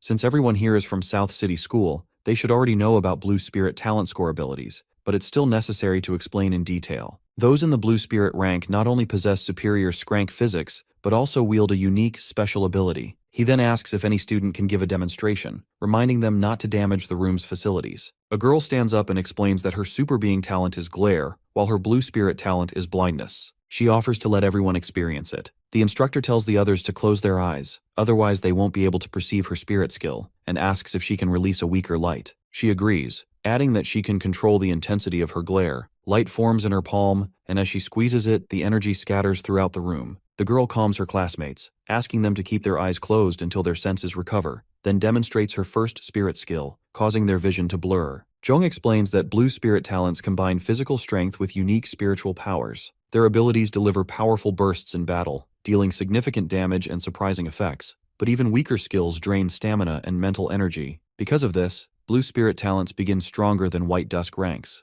although super being physics continues to play a vital role in their cultivation. The teacher continues by explaining that purple soul rank individuals not only possess white dusk abilities, but can also use the first spirit skill of blue spirit rank. A student observes that such people are rare in the school. John clarifies that secret arts cannot be summarized briefly, as each has unique conditions. He states that some only activate when a super being's life is at risk, and many are linked to spirit skills, delivering bursts far stronger than usual. He mentions having acquired a battle record demonstrating a secret art, and plans to show the video to illustrate its power, asking students to focus. Those near the windows are told to close the curtains and dim the light, while the faces and processes in the video are blurred for privacy. The video of our protagonist is played, and he thinks to himself that he's lucky he didn't want to become famous so early. The students stare in awe, some calling it scary, while Nyan doubts that the figure really looks like Ming. Jung instructs the class to focus as he explains the student's wind-based talent. The student had previously employed the Wind Whip and White Python spirit skills, drawing on surrounding wind energy. This elemental control forms the basis of the student's secret art, which requires reaching a certain level of proficiency to be fully effective. Listening to this, our boy thinks that since his fist could disperse those wind pythons, Kai wouldn't be able to unleash the secret art, and that he could have won easily. As the video plays, the crowd cheers again, questioning whether the guy is even human,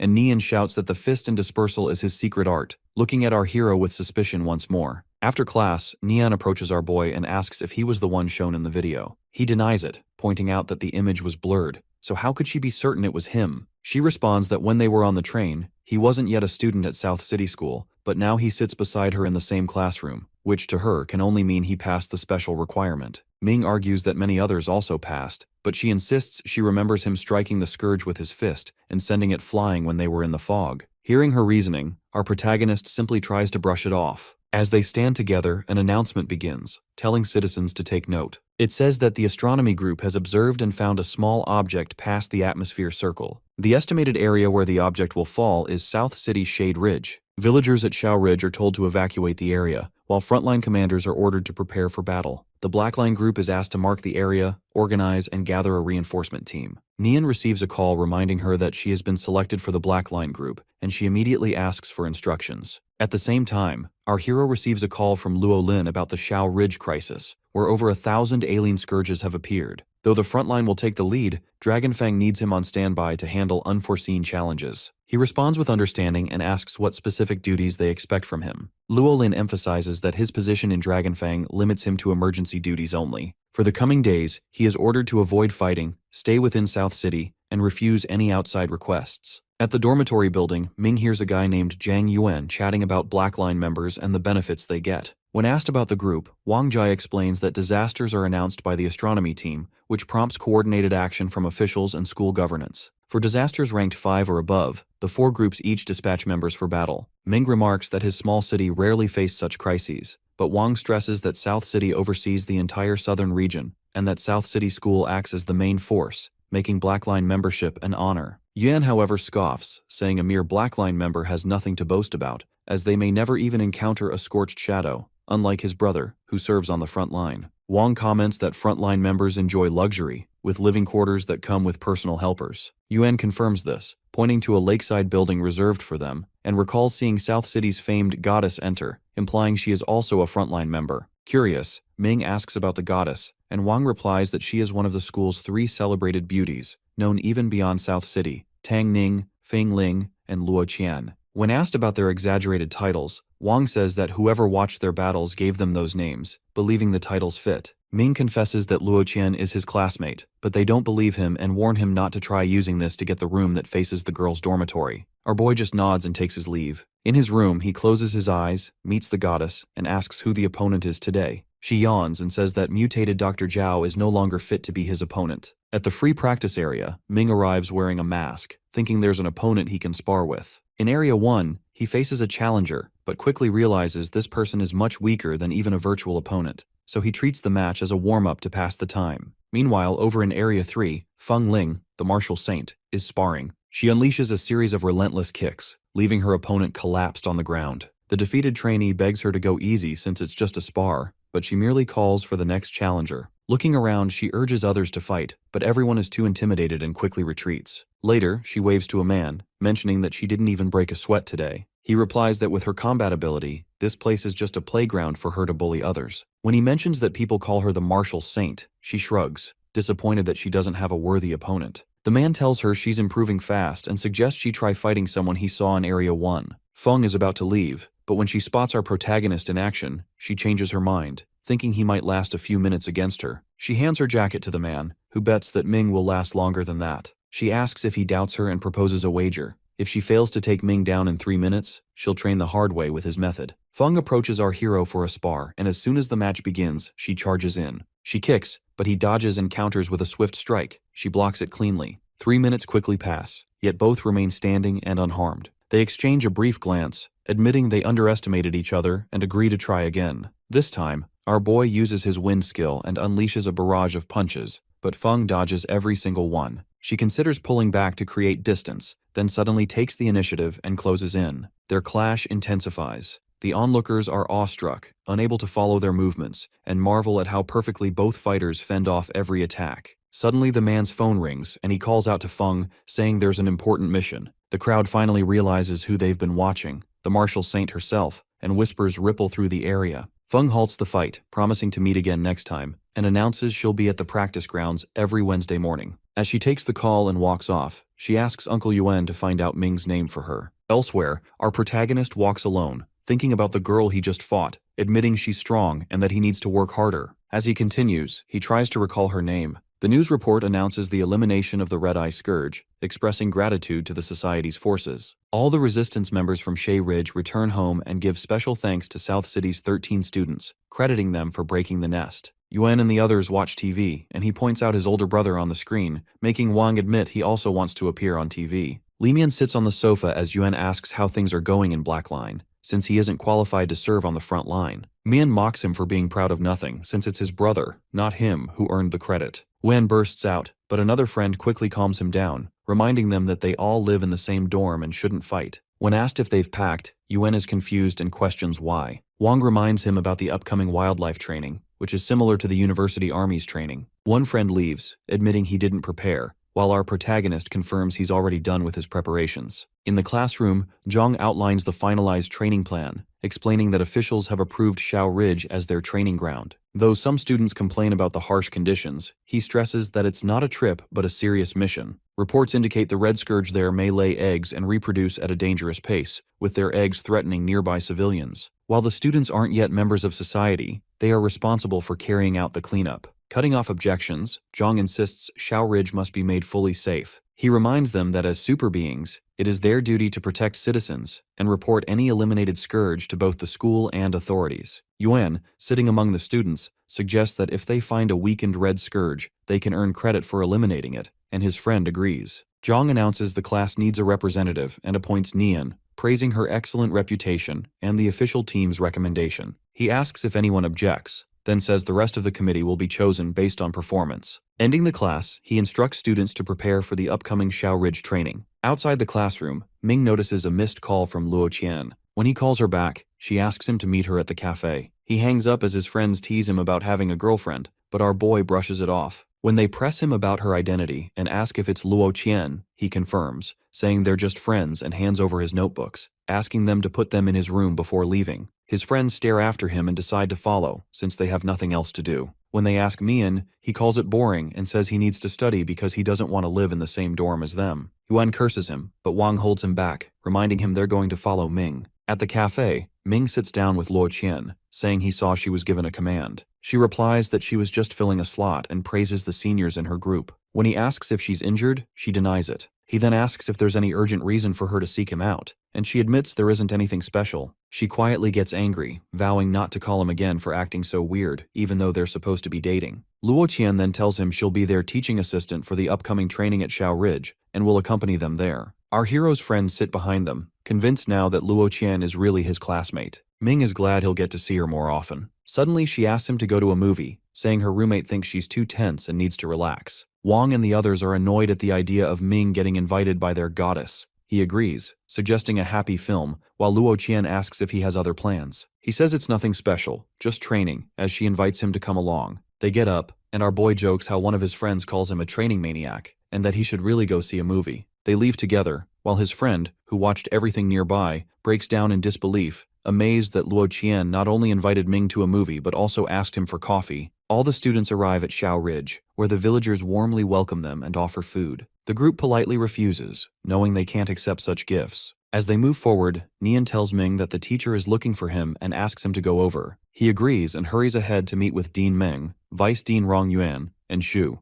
the director of the combat class and teaching director. He greets them respectfully, and Dean Meng informs him that someone is waiting for him in the teaching section, asking him to head there. Following the instructions, our protagonist finds Luo Lin and calls out to her. She explains that every year, she comes to South City School as a temporary teacher for the new freshmen, joking that holding the holiday instructor title is exhausting. When Ming asks if there are any special instructions for him, she says there aren't. Her main responsibilities are teaching wild combat and wilderness survival skills, and ensuring the freshmen's safety. He thanks her, and Luo Lin reminds him that he's well aware of her combat skills. As a Dragon Fang member, he's qualified to act as a freshman instructor, but since she knows he wants to experience university life, she promises not to reveal his identity. Before he can leave, Luo Lin admits her workload is heavy, and she hasn't had time to explain everything. Our hero asks what she means, and she says that although Dragon Fang members usually act independently, she needs to clarify his authority. When he asks what kind of authority, she teases him, saying the team he joined isn't some third-rate squad. Luo Lin explains that many talented people want to get into Dragon Fang, and most don't even know where to apply. She reveals that he's been given B-rank authority. Within his designated instruction area, school officials, reserve members, and even frontline members must follow his orders and arrangements. In fact, if his directives concern his area, even frontline members must give them priority. When our boy asks what an instruction area is, Luo Lin clarifies it's wherever he's currently on a mission. Right now, Xiao Ridge falls under his command. When he says he isn't on a mission, she tells him that she's assigning him one at this very moment. She explains there are 2 missions. The first is ensuring the student's safety, which is a top priority for the higher-ups. Since he's a Dragon Fang member, even as a freshman he's expected to assist the officials. He replies that he would do a good job even if he wasn't a member. Luo Lin tells him he doesn't need to know the second mission yet. She'll brief him when necessary. Finally, she instructs him to return to his team and reassures him that she'll help keep his Dragon Fang identity secret. Ming agrees, saying he prefers to keep a low profile, and thanks her. Meanwhile, some girls complain about the poor quality of their tent, while another grumbles about the weak signal in the area. Zhong shouts that camping is a fundamental skill for wild area operations and urges them to take the training seriously. As Luo Qian arrives, people rush toward her taking photos, while our protagonist stands near the tent, preparing bug-repellent powder. Instructor Ju Qi tells the students about the beast line, explaining that many wild beasts have sharp senses and will avoid areas where there's a burnt smell. When some students boast they aren't afraid, Ju warns them that beasts who eat dead scourges might mutate or evolve. He's even encountered a mutated bear before. He reminds them that although they're camping together now, during missions they might end up operating alone or with just one teammate. Later, as everyone sits around the fire, a girl asks Luo Lin if she's ever experienced anything truly frightening. She recalls that the scariest time was when the Scourge Emperor attacked. She was just a student then. Phi. Luo Lin recalls that from several kilometers away, everyone could see the Scourge looming as tall as the mountain itself. It felt as if the entire peak was moving closer to the city. Now that city has become a wasteland, serving as a nest for the Scourge. Fortunately, all the citizens were evacuated in time. When a girl asks what rank the Disaster Emperor Beast was, Luo Lin replies that it was King rank. She explains that in that war, several super being leaders were lost, including the Dean of South City. At that moment, Zhang arrives and instructs the students to get some rest, reminding them that tomorrow they'll help clean up the battlefield. The next morning, the students wake up and are ordered to split into 10 squads based on their classes. Miaolan steps forward, announcing she'll lead them in a light warm-up before breakfast. She takes responsibility for their safety, but warns that anyone who can't keep up will have to eat only steam bugs for breakfast. The students whisper among themselves, insisting that as super beings, they couldn't possibly be that weak. Miao adds that the assistant teacher will be at the rear, so anyone who can't keep up will have to fall in with them. Without further warning, she takes off, sprinting ahead. The students rush after her, quickly realizing how fast she is as she darts through the forest. She crosses the lake with ease, while behind her, students begin to stumble and fall out of the run one by one. After some time, only 4 manage to keep up: Ming, Mian, Liangdong, and Nian, who notes that our protagonist hasn't even broken a sweat. As they wait, 5 minutes later, the rest finally arrive, exhausted and sweating profusely. Seeing everyone gathered, the teacher insists they continue, though the tired students beg her to wait and give them a little more time to rest. After training, the students return to their spot and are told to rest since breakfast isn't ready yet. Nian comments on how quickly everyone has adapted to such intense morning drills, while Mian notes that they're among the city's best. Dong adds that most students who make it to South City rank within the top 1 to 3 of their own cities, mentioning his hometown. The others share theirs as well, and Nian realizes that Ming is actually her fellow citymate. Soon after, Dong announces that breakfast is ready, and they all head off to eat. After breakfast, Luo Lin reminds everyone of the route they ran earlier that morning. She tells them they'll be following it again, but this time they must search more carefully and push deeper into the area. She warns them not to leave any part unchecked. Scourge eggs could be hidden anywhere. If they spot any sign of the red-eyed scourge, they must not act alone. They should stay in their assigned zones, send a clear signal, and report directly to her or an assistant teacher. Then Dean Rong steps in, noting that their training results will count toward their grades, and urges them to give it their all. Spirits lift, and Dong asks Ming and the others to team up.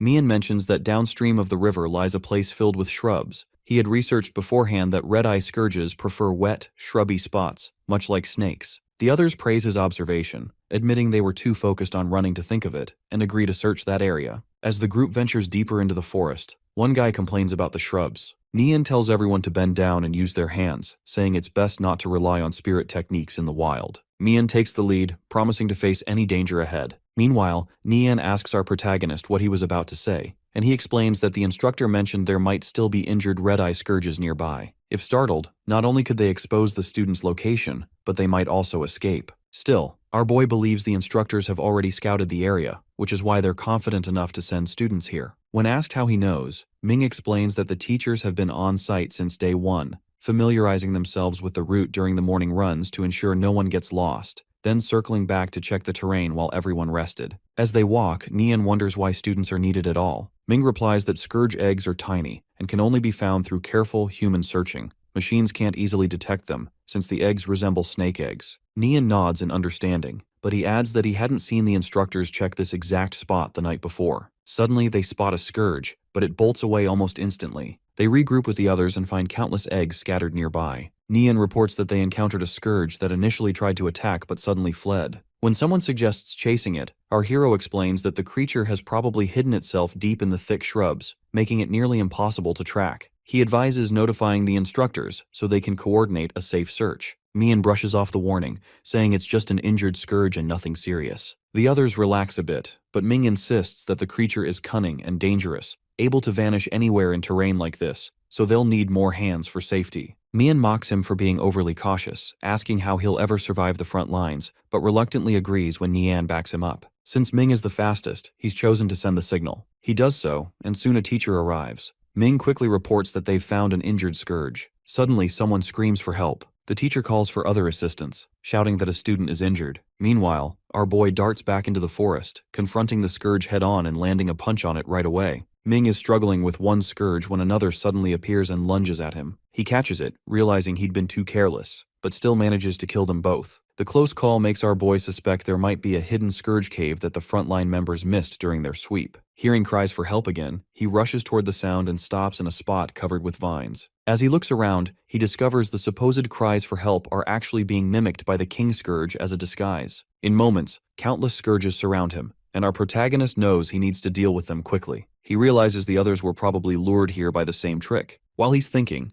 A scourge bites through the vines, causing him to fall into a large nest below. All around are countless eggs, making him realize the scourges must have hidden here during the earlier cleanup. Soon after, it begins to rain. Up on the cliff, Luo Lin stands watching as the fog thickens. A woman reports that a student has found a red-eye scourge nest and notes that rain and morning fog are normal in the mountains. Luo Lin, however, suddenly realizes this fog isn't natural and urgently orders all students to evacuate. Meanwhile, Miao and the others rush to the marked spot where a companion tells them Ming's group is still inside. Worried they might get separated, he suggests waiting, but Miao insists more people are coming and that evacuating the students comes first. Suddenly, a message comes through her walkie-talkie, ordering her to retreat from the bridge. She reports that students are trapped in the shrubs and that there's an injured red scourge nearby. Zhang urges her to go down and help, but she explains that an unknown disaster is approaching Xiao Ridge, and they've been ordered to retreat. When asked about this unknown disaster, she explains if it's ranked above 6, they must leave immediately, or risk a major tragedy. Luo Qian steps forward, determined to go in and rescue them, and instructs the others to evacuate the remaining groups.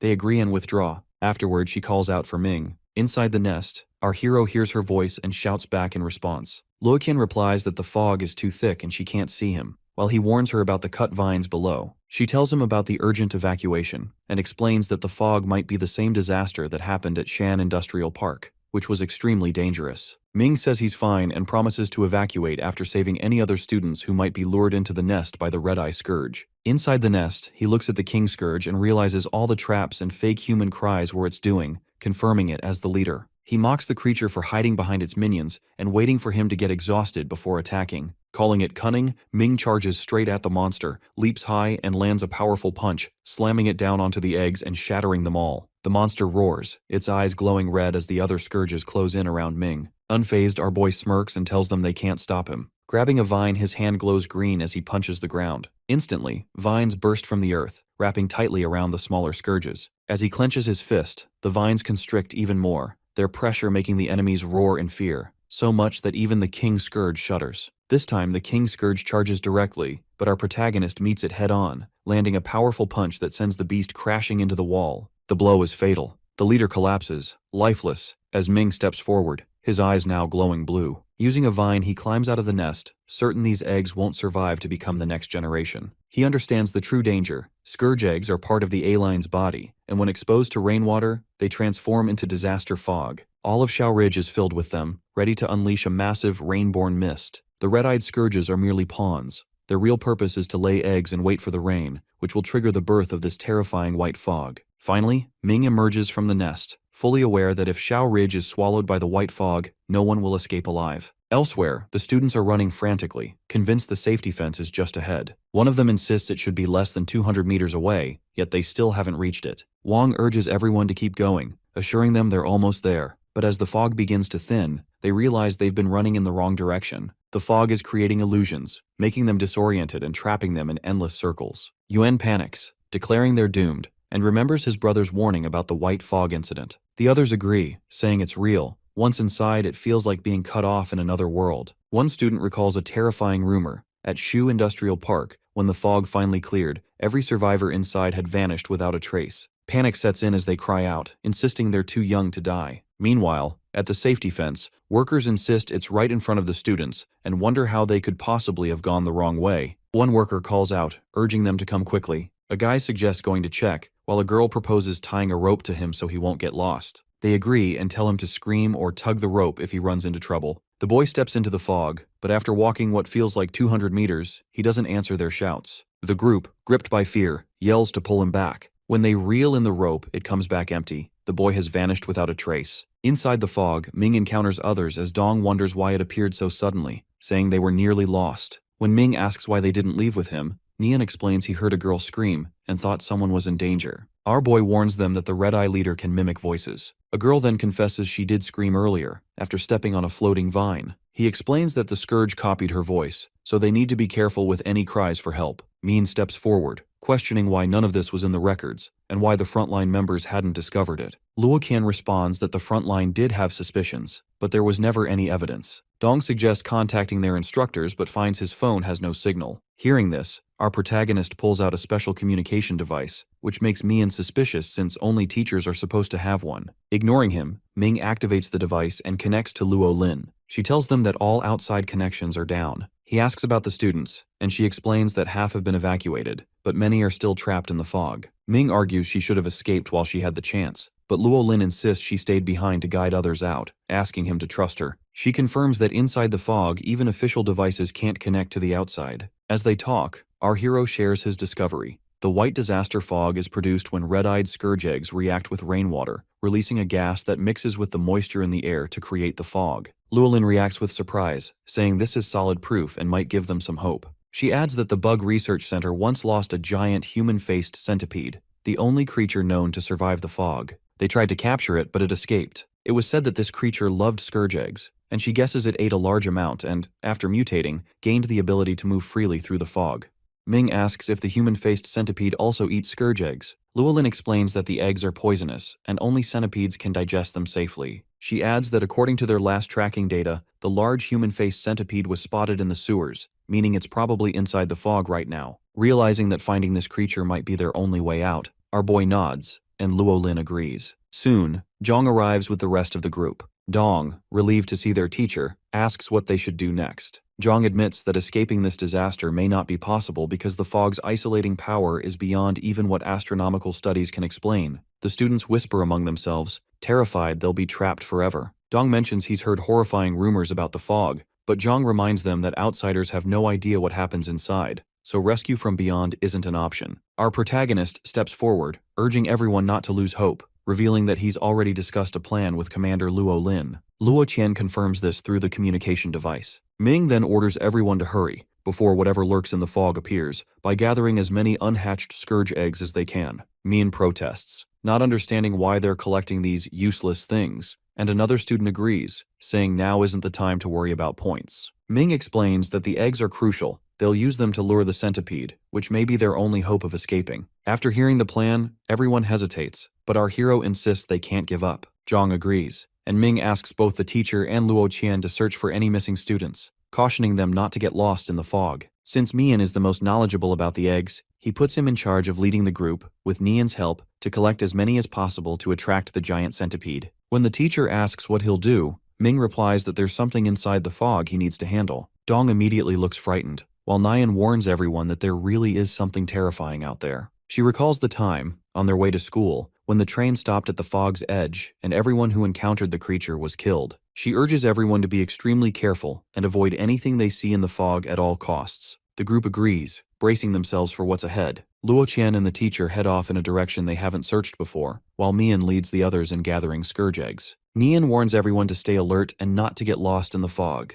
Meanwhile, Ming makes his way through the forest as Luo Lin switches the communication channel, calling for all combat group members to report in. The instructor team, Qinghe, Miaolan, Jingxing, Fangwen, and Guoming, respond, along with our boy himself. Miao, wandering through the forest as well, recognizes his name and is surprised to learn he's one of the members, recalling he was the student who didn't even break a sweat after the morning sprint. Someone suggests using the monster destruction device. Luo Lin monitors the fog within a 3-kilometer radius, but notes that so far, no monsters have appeared. Our protagonist wonders aloud why that is, just as the monitoring screen suddenly lights up, showing 3 locations with monster activity. Luo Lin says that just a few seconds before, there was no sign of monsters and wonders how they could appear so quickly. Ming asks which direction they came from, but the answer is unsettling. They didn't come from any direction. They simply appeared, as if teleported. Suddenly, Luo Lin panics and warns Fang that a large scourge is right beside her. Fang steps back, only to find herself face to face with a giant, spider-like scourge. She reacts instantly, attacking with her weapon, but to her shock, the creature doesn't seem affected at all.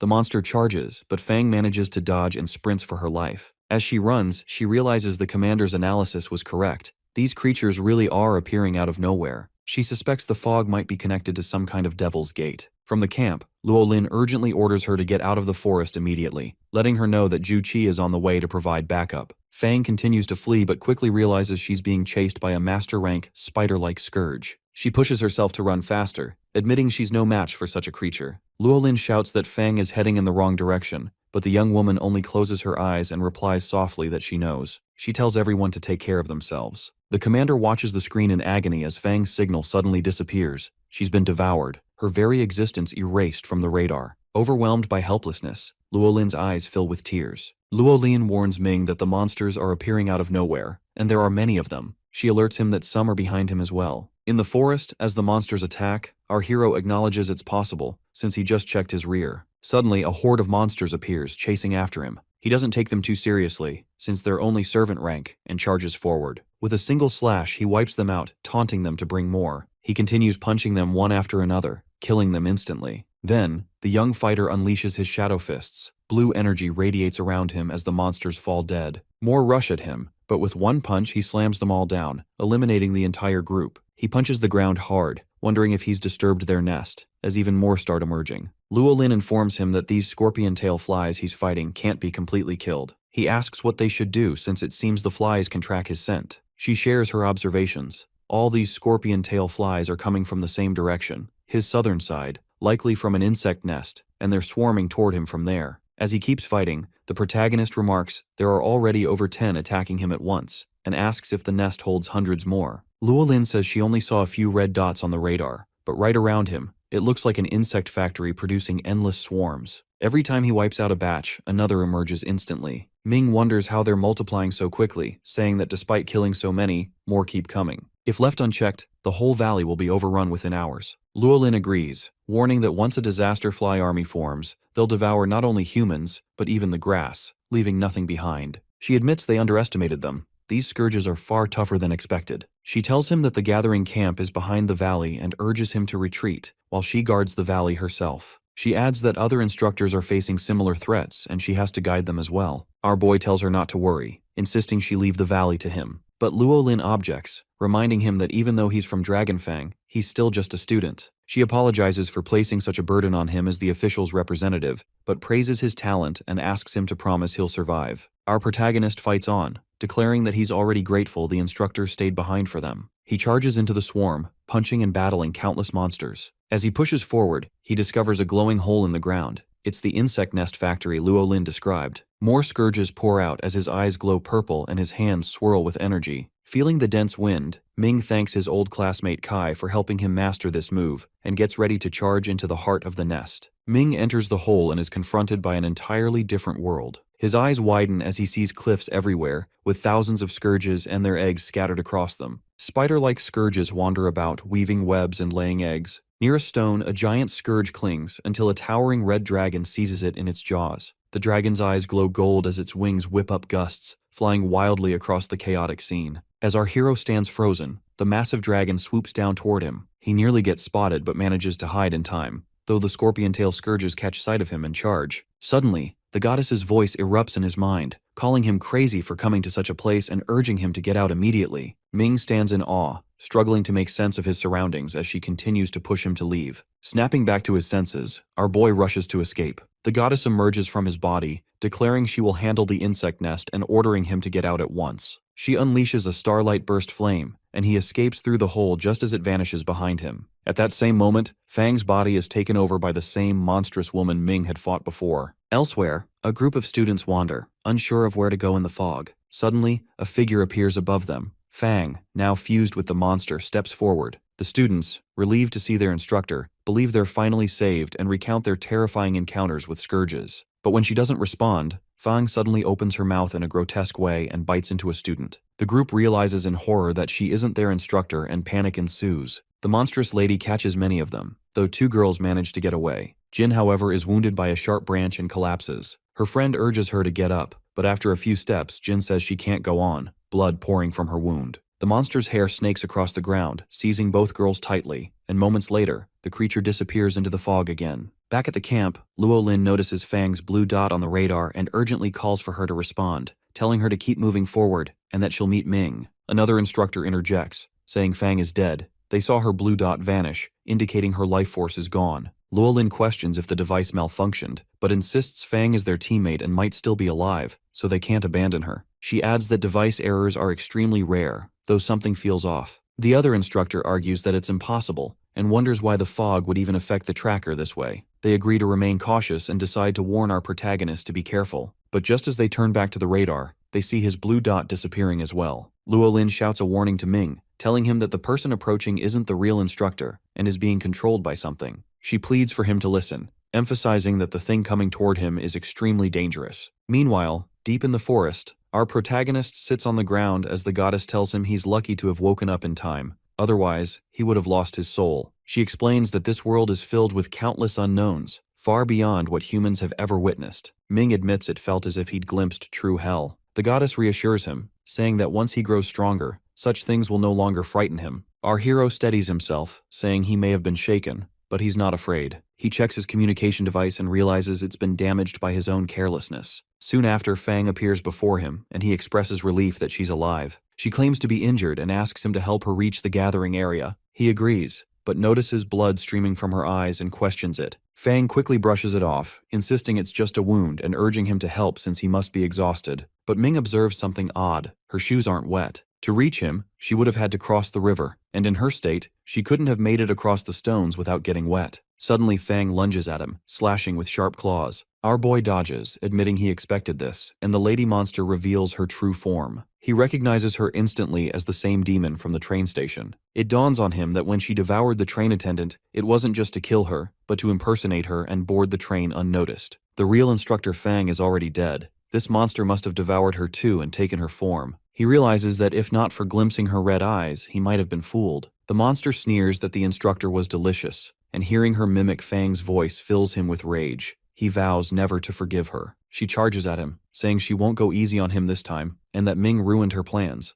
Now she'll eat him until nothing remains. She attacks relentlessly, her hair slamming the ground while our hero dodges with ease. He notes that her attack style is similar to the demon ghost tree from the instructor's room. Thanks to recent training, he knows he must find an opening in her barrage to counterattack. As another of her attacks fails, Ming realizes he needs a suitable medium for his spirit fist. The demon readies her next attack, mockingly thanking the instructor for making her stronger. With insane power, she slams her hair around, scattering trees and stones, but still fails to touch him. She boasts she'll become even more powerful once she eats him. Ming grabs some sand as he dodges once more, and the monster taunts that his blood vessels must taste delicious. He calculates that to unleash his secret art, he must strike her at least 49 times. Ming realizes that close combat is extremely dangerous, and that he would already be dead if not for his luck. In this situation, ordinary sand is useless. He needs a stronger medium to unleash his mysterious fist. The lady monster attacks our hero again, but he dodges her blow. At the same time, he is thinking about how he can eradicate her. Earlier, in the training session, he remembers the instructor talking about obsidian, which is 10 times tougher than their average mineral, and recalling the location of the obsidian mine as well. He also remembers that there is a withering tree near that mine. So he charges toward that place, jumping from tree to tree, and eventually finds the obsidian mine. Meanwhile, the lady monster is still following him,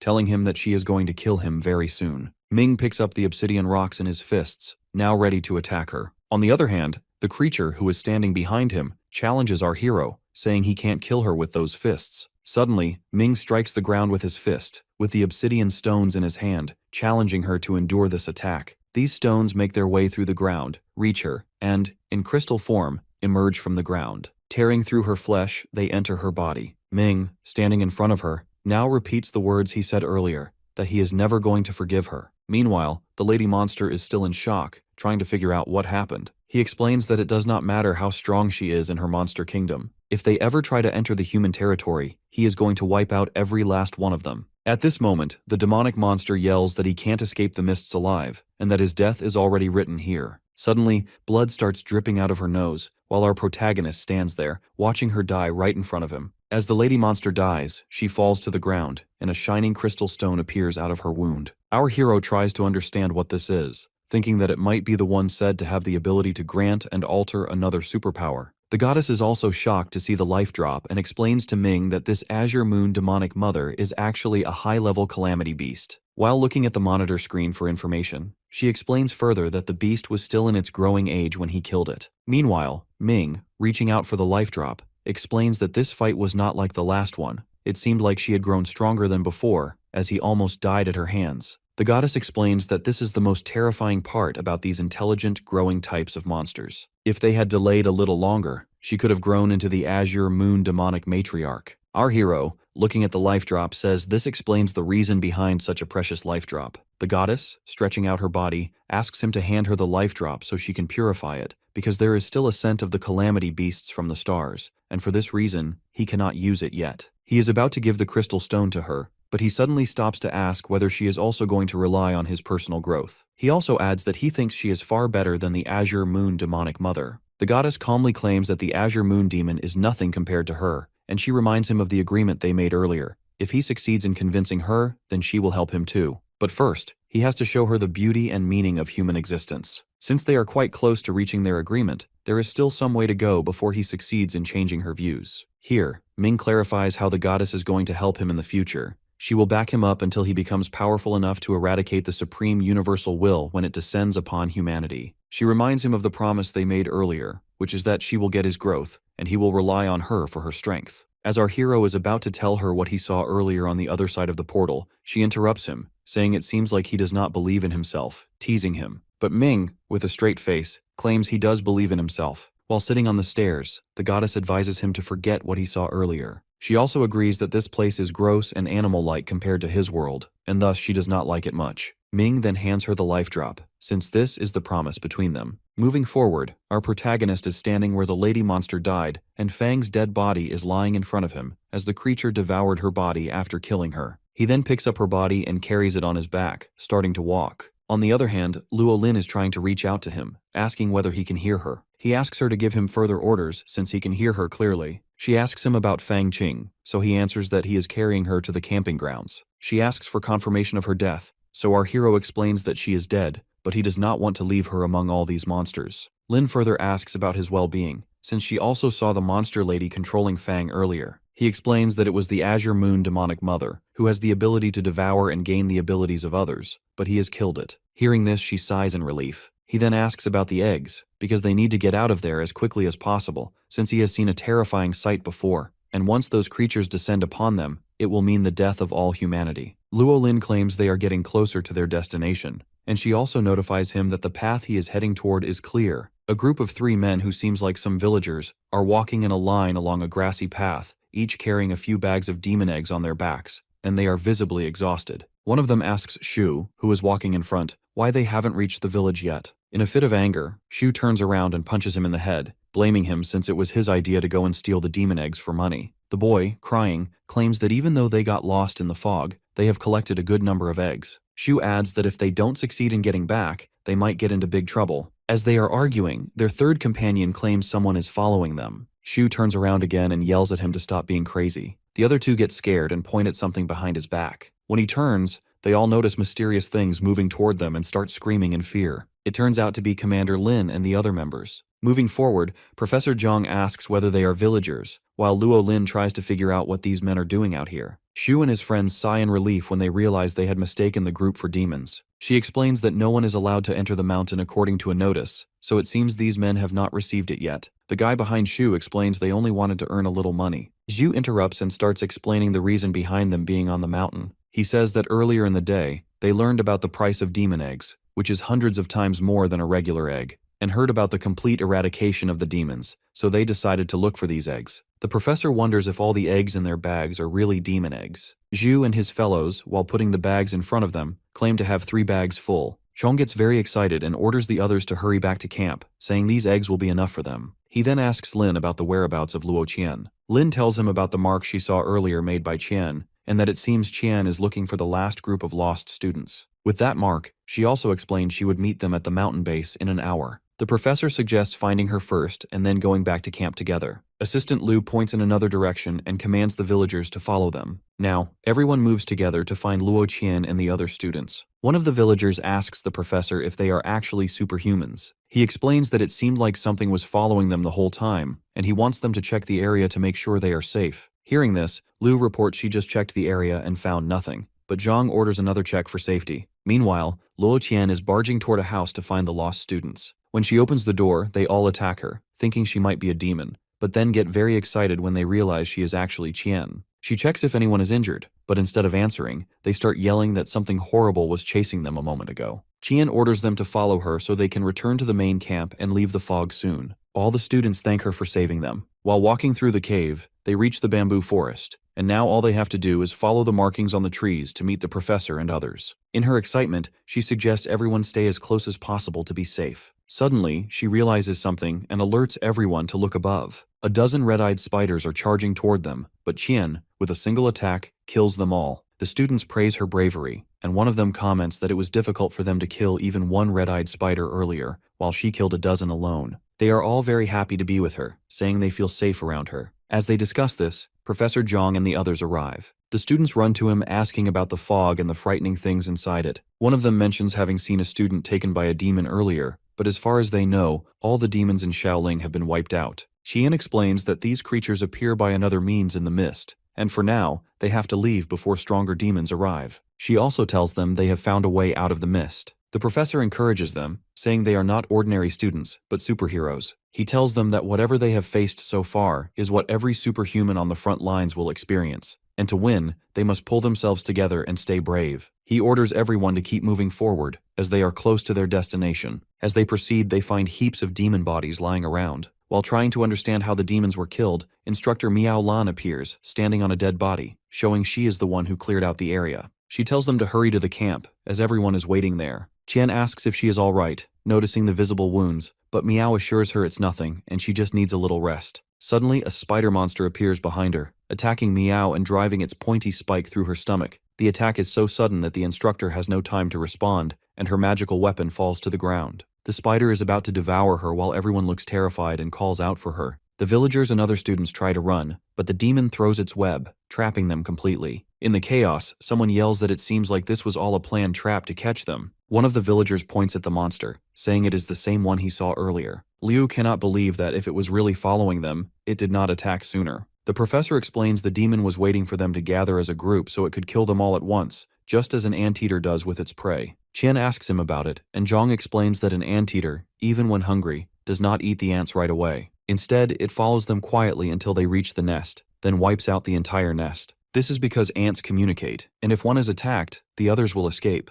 Qian realizes that this was the demon's plan all along, to gather everyone and eat them at once. Zhang agrees with her. In anger, Qian notes that it is strange the monster attacked them before they reached the camp, which means it knows that stronger humans are at the camp. As she says this, she marches toward the creature, declaring that since it fears humans, it is not impossible to defeat it. Qian is determined to kill the demon alone, instructing Zhang and Teacher Liu to help the other students out of the spider web. Although she is strong enough to fight the monster, Commander Liu remains worried about her. Moving forward, the young warrior engages in battle against the gigantic spider, while the professor and others work to free the trapped students. At the same time, Zhang silently hopes she will save them, since Qian is the most promising student of Nandu's Superhuman Institute. While fighting, she also analyzes the demon's combat techniques, as it relentlessly attacks with its gigantic claws that repeatedly emerge from the ground. Suddenly, Qian finds herself in a danger zone, surrounded by the spider's spikes embedded throughout the ground, and she appears visibly terrified. As the claws burst from the earth, Liu is so frightened that she says this might not have been a good idea. But suddenly, Qian leaps clear of the spikes. The professor urges everyone to hurry and have faith in her combat skills. Finally, she executes the Thunderhawk's attack directly above the spider's stomach, tearing its flesh. While the spider demon is still struggling to recover, Qian strikes again with her weapon. Now seriously injured, the monster begins to spit a dangerous purple substance from its mouth, which turns out to be acid rain. In that instant, Zhang yells her name, urging her to run to him. He quickly forms a magical shield to protect everyone from the harmful acid. Now that Qian is behind him, the professor informs her that only half of the students have been freed so far, and she responds by reporting that she has injured the Skull Widow, which means they now have a slight chance to escape.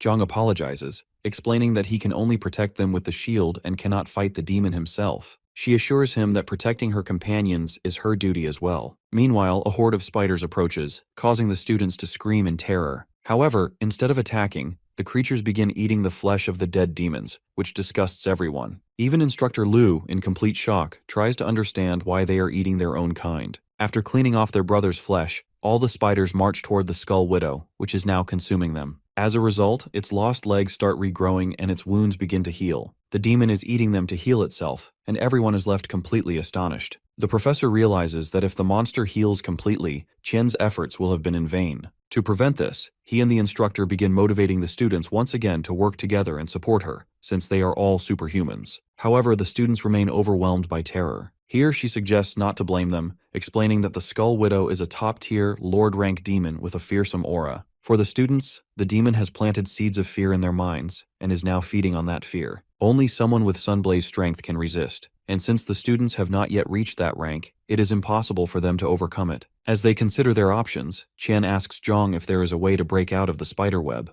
He admits that even though he has a solution, some students are still trapped inside, and they cannot leave them behind. Since the demon can heal itself, killing it will not be easy. She suggests they should take the freed students and leave, while she stays behind and finds a way to hold off the monster. The professor is worried for her, knowing that after their departure, all the demons will likely surround Qian, which does not seem wise. She interrupts him, saying she has her own plan, and that it is her choice to make. Turning to him with a smile, the brave warrior assures him that it is her duty as well. She believes her classmates will grow up one day and help their fellow students in the future. As she walks toward the demon, Qian says she believes they too will stand up and fight the monsters. Instructor Liu, while freeing the students, reports that the Skull Widow has devoured most of the spider demons, which means it is not only healing, but its strength is also increasing. Qian begins to float in the air, using her powers to fight against the demon. Meanwhile, Zhang and Liu work together to help the students escape. To everyone's shock, the other students start attacking the spider demons as well, declaring that they are also students of the Superhumans Institute and will not sit and wait for death while fear overtakes their minds. Moving forward, Luo channels the ultimate soul art with all her strength, and everyone watches her with hope.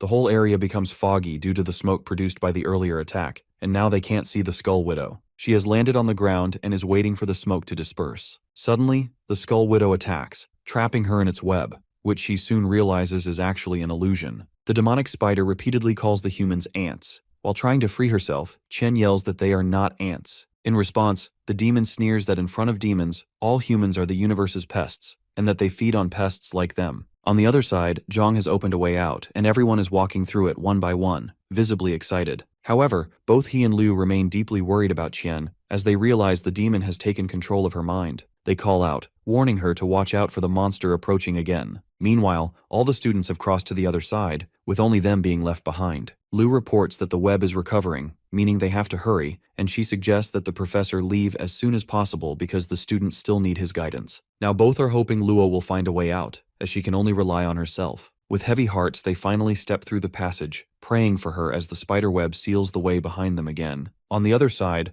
Luo argues with the demon, insisting that humans are not merely pests before a cannibal creature that eats its own kind to heal. She claims humanity is far better than monsters like it. As proof, she says she can even sacrifice herself for her friends, while monsters like the Skull Widow only devour their own flesh, which she finds disgusting. The Skull Demon tries to manipulate her, asking how they can be her friends when they've left her behind, but she denies this, saying it was her own choice. The monster replies that leaving her behind to save their own lives was their choice too. It continues, saying they will live peacefully, fully aware that they abandoned her, and soon she will be devoured by its children, leaving only her bones behind. As for her soul, it will remain trapped there for eternity. Luo shouts that it can't trap her and that she will free herself soon. The Skull Demon interrupts her, claiming that even though her willpower is strong, she is still human, and isolation is one of humanity's greatest weaknesses. Humans fear being alone, a belief taught to them by others. The creature adds that time moves very slowly in this world, so eventually all her beliefs will become meaningless, as she'll have plenty of time to think about her sad reality. It laughs and conjures old memories where she is surrounded by people complimenting her beauty and intellect. The monster keeps tormenting her, saying that everyone she knows pretends to treat her well, but in truth,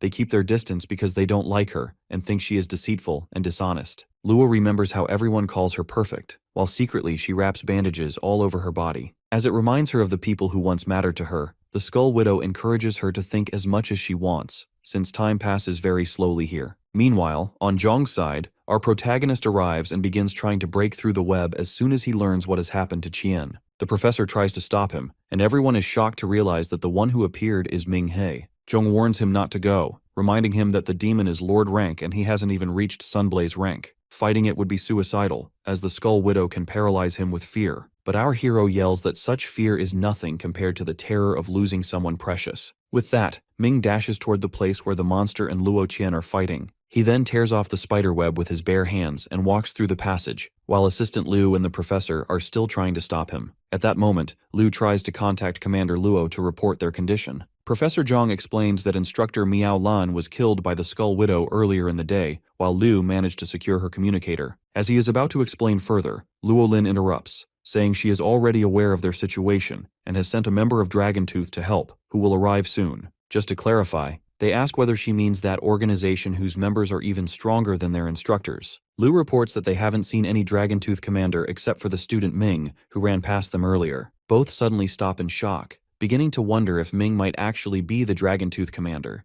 but they find it hard to believe that a newcomer could belong to such a renowned force. They can't seem to accept that he might be part of the special forces. Luolin then orders Professor Zhang to take all the students safely back to the campsite. Meanwhile, Ming stands some distance away, calling out Qian's name. As he runs toward her, demon spiders rush to attack, but he counters with full force, shouting that they should all go to hell. After killing them, our hero charges the Skull Widow, declaring that he'll tear it apart if anything happens to Luo Qian. He punches the demon with the violent fist of anger, knocking the monster onto its back. When it tries to escape, Ming unleashes the star-marked galactic fists, an enormous barrage of blows pounding the creature as he repeats his furious threat that they should all go to hell. The Skull Widow, now on the verge of death, lies crushed beneath the impact as Ming approaches. The remaining spider demons crawl toward their queen in an attempt to heal her, but he crushes them under his feet before delivering the final strike, another devastating star-marked galactic fist. As his fists slam into the ground, the monster is driven deep into the earth and dies. At that moment, Luo regains consciousness, about to collapse, but Ming catches her in time. He tries to rouse her while she remains lost in a daze, feeling as if she's falling from a great height, but caught by someone she cannot recognize. Carrying her on his back, our protagonist heads toward the camp. There, Instructor Zhu Qi comes running to meet them, reporting that all the students have returned safely. He's also impressed that Ming killed the monster himself, remarking that otherwise, the creature would have suffered a brutal death anyway. Ming, looking at Qian, explains that she had already mortally wounded the demon. He merely finished what she started. For now, though, her soul is damaged, and her condition doesn't look promising. Instructor Zhu examines her and says there's a chance she could remain in a vegetative state for the rest of her life. But Ming insists he heard her muttering before collapsing and believes in her recovery. Zhu Qi then suggests returning to camp and, while walking, asks whether the commander has informed him about his second mission. Ming replies that she already briefed him when they entered the mountain range. Zhu asks if anyone witnessed him fighting the Skull Widow. Ming answers that the others only saw him enter the area, not the battle itself, and wonders if that's a problem. The instructor admits that when Luo Lin first recommended Ming for their team, he was uncertain, but now he's glad to have him among them. Our hero looks puzzled by Zhu's words, so the man introduces himself as Instructor Zhu Qi, squad leader of Dragontooth's Southern Division. Hearing this, Ming is stunned.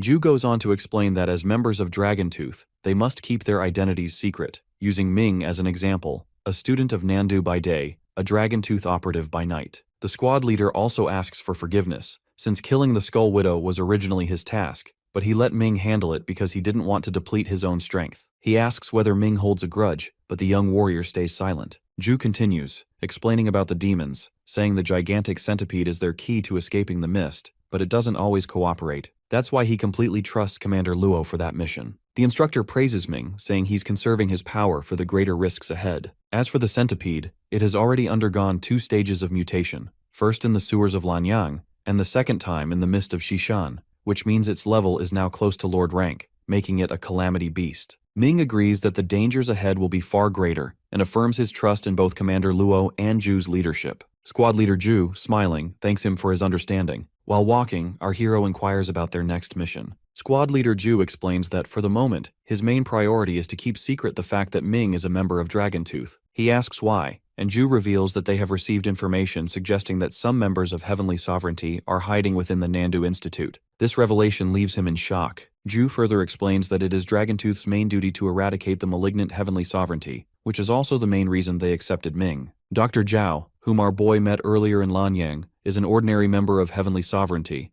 but he tried to use his work to gain faith and genuine recognition within their ranks. The young man can hardly believe that setting free a dangerous calamity, which in turn brought danger to the city and humanity, is considered work required to enter the faith. Hearing this, Instructor Zhu replies that they actually take pride in doing such things, and since Ming has met Zhao Shuhua, he must know about his madness. He recalls his interaction with Zhao, who claimed that all of it was merely an experiment. Our protagonist wonders if there are more spies like him within the Institute, but instead of answering, Zhu asks his thoughts on the mist calamity. Thinking it over, Ming answers that it does not seem like a man-made disaster. Rather, it appears to be a natural catastrophe. Moreover, if their trainees had mishandled things, the calamity could have turned into a massive disaster in the very heart of the superhuman's home. Above all, Heavenly Sovereignty cannot truly defeat the strongest superhumans. Zhu adds that if those superhumans are suppressed during their growth period, then in 10 years there will not be enough trained defenders left to face future threats. It is Nandu Institute's mission to send a large group of superhumans into society every year. Students like our hero and Qian are the true pillars of humanity's future,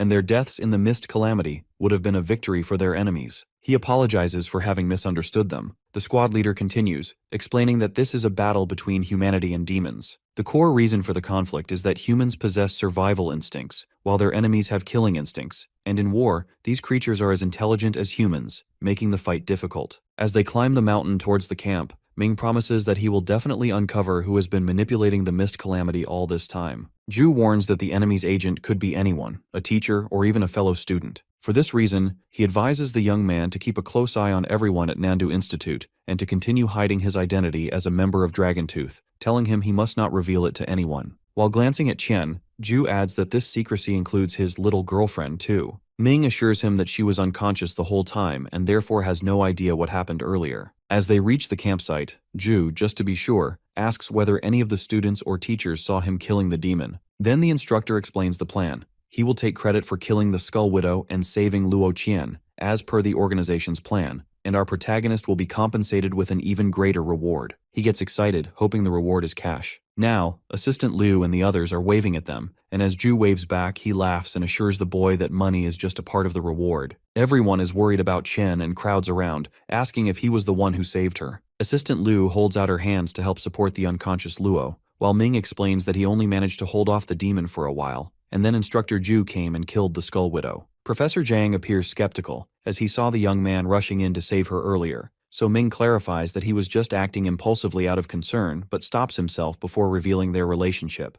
After a moment, he says she's simply his high school classmate. To convince them, our hero continues, saying that killing the Skull Widow would be impossible for a student like him, and Liu agrees, having said so earlier. Another student claims they heard he is a member of Dragontooth, which seemed impossible to them, as they are only new trainees while Dragontooth is an official organization that only accepts the best. His roommate interrupts, teasing that he's just his roommate and there's nothing special about him to be part of such an elite group. Returning to the task at hand, Ming asks if they have collected all the dragon eggs that were untouched by the rainwater. His roommate points to the mountain cliff, saying all the eggs are placed there, and now they are waiting for the mutant beast. As they talk, the mountain cliff starts to shake, signaling the creature's approach. Everyone is frightened, and our protagonist realizes this is the same beast that stopped the movie train before. The creature is so gigantic, it makes the whole mountain tremble. Instructor Ju stands at the edge, looking down and welcoming it as it approaches. The monster rises from the depths and now stands in front of the squad leader, visibly angry. The other students are terrified, wondering about the rank of such a huge monster, since it seems even more dangerous than the Skull Widow. Everyone tries to approach the cliff where the calamity is, but they can't move. Even our hero finds himself unable to advance, no matter how hard he tries. He soon realizes the cause is fear. He is too afraid to approach the calamity, subconsciously denying its power and doubting his own courage to defend himself if it attacks. Meanwhile, Juchi stands before the monster, showing no fear, as he has been waiting for this moment for a long time. He throws his hat and glasses to the ground and addresses the beast. His face begins to shine with magic as he yells that he will make the beast surrender, even if it costs his life. Yellow light emits from his eyes as he again shouts, "Command your surrender!"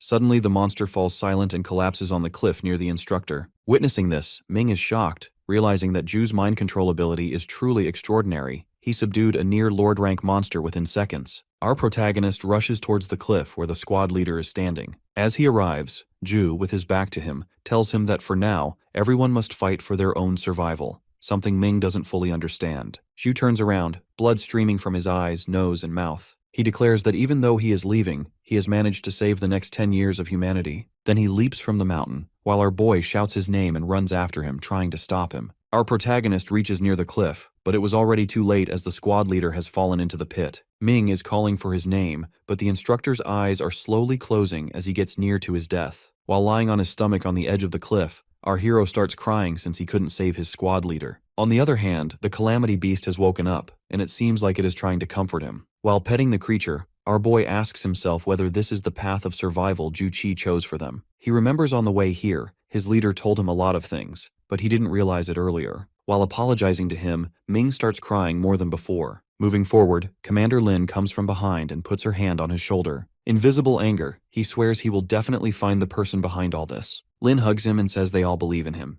Now both are crying over Ju's death while hugging each other. Meanwhile, the calamity beast is flying around them. Moving forward, everyone on the camping grounds is either standing on the beast or looking at it while being terrified. Meanwhile, Ming and Commander Lin are standing on it above its head. After checking everyone has gotten on, Professor Zhang calls out that they're set to depart now. While getting near to its face, our protagonist orders the calamity to get them out of the fog, and all of a sudden, it starts crawling as fast as it can. On the other side, by the foothills, the army and other superhumans are waiting for them, trying to contact the CP so they can get inside information about them. One of them also orders everyone to stay alert, so no one enters the fog anyhow. As they see the calamity, their commander orders them to stay alert. When it stops near them, Lin introduces herself as Commander Luo Lin, and as for this giant creature, it is under their control. Assistant Liu is waving at other superhuman companions who are very excited to see them alive and out of the fog. Even Chief Peng, Nandu's chief of security, is also happy to see them alive. Now everyone is getting off the calamity while Lin salutes her chief and reports she has successfully brought back all 346 students, so the chief inquires about the instructors. Hearing this, she gets a little sad but keeps on reporting that Qing He, Jing Xing, and Guo Min are alive and safe, but Fang Qing, Miao Lan, and Zhu Qi sacrificed their lives for the sake of this mission. The chief and other superhumans salute back to her for their bravery. Meng, who is the vice chairman, assures them the Nandu Institute will never forget those who sacrificed themselves for the betterment of the country. After a while, on the institute grounds, they are holding the funerals of the heroes, so everyone is there wearing black clothes. Meanwhile, on the stage, 3 people are standing, holding the photos of the instructors who died, while the speaker is addressing that these are the heroes who saved Nandu, so they deserve to be in everyone's memories forever. Now the persons holding the photos start walking, which is a ritual to send them off, while the speaker asks everyone to give huge respect to them. After completing it, the speaker is going to list out the students who made great contributions during their time within the fog. He then addresses the first one, who is the first-class honors student, but his name is anonymous,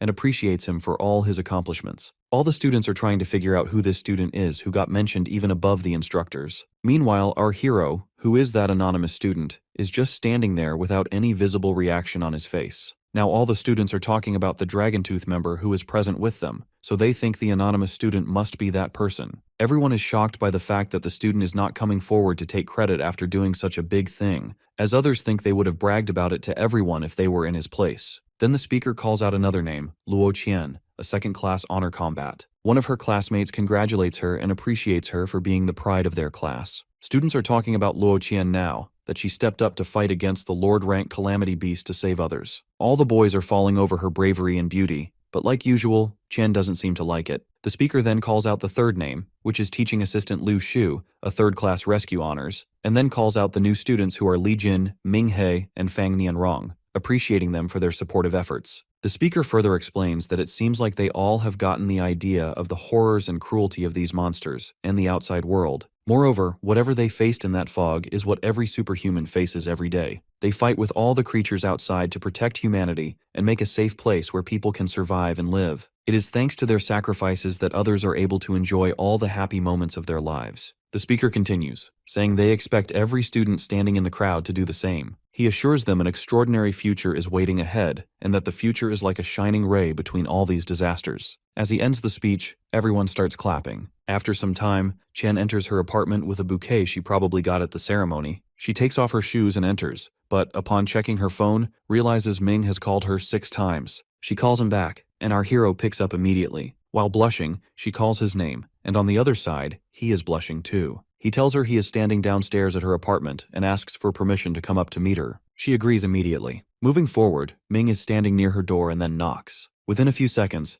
Luo Qian opens it, and her apartment is full of the fragrance of the flowers she brought earlier. As she opens the door, smiling at him, our protagonist gets very shy and starts clarifying that he was just meaning to check on her. While pointing at the sofa and asking him to take a seat, Chen explains she is feeling better now. Then she goes to the fridge, brings a cup of water, and offers it to our boy. As she sits on the sofa, she curiously asks whether he is that anonymous student everyone is talking about. As he drinks water, our protagonist denies it completely. She continues, saying that what she heard is that a lot of people saw him rushing into the spider nest, and in answer, he replies that at that time, he wasn't thinking straight, and as for the beast, he got nearly killed by it, but thanks to Instructor Zhu, he got there in time, and saved him. But it seems like Qian is not convinced by his answer, and says if she remembers correctly, then he is the one who saved her from the depth of the abyss. Yet our hero again denies it, saying her mind was under the control of the Calamity Beast, so she must have been seeing things at that time. In fact, he is just a trainee student who had a tough time even getting into Nando's special institution, so he is not capable of killing such a gigantic beast. All of a sudden, she moves toward him and kisses his cheek, saying she doesn't care about anything except the fact that he put his life in danger to save her,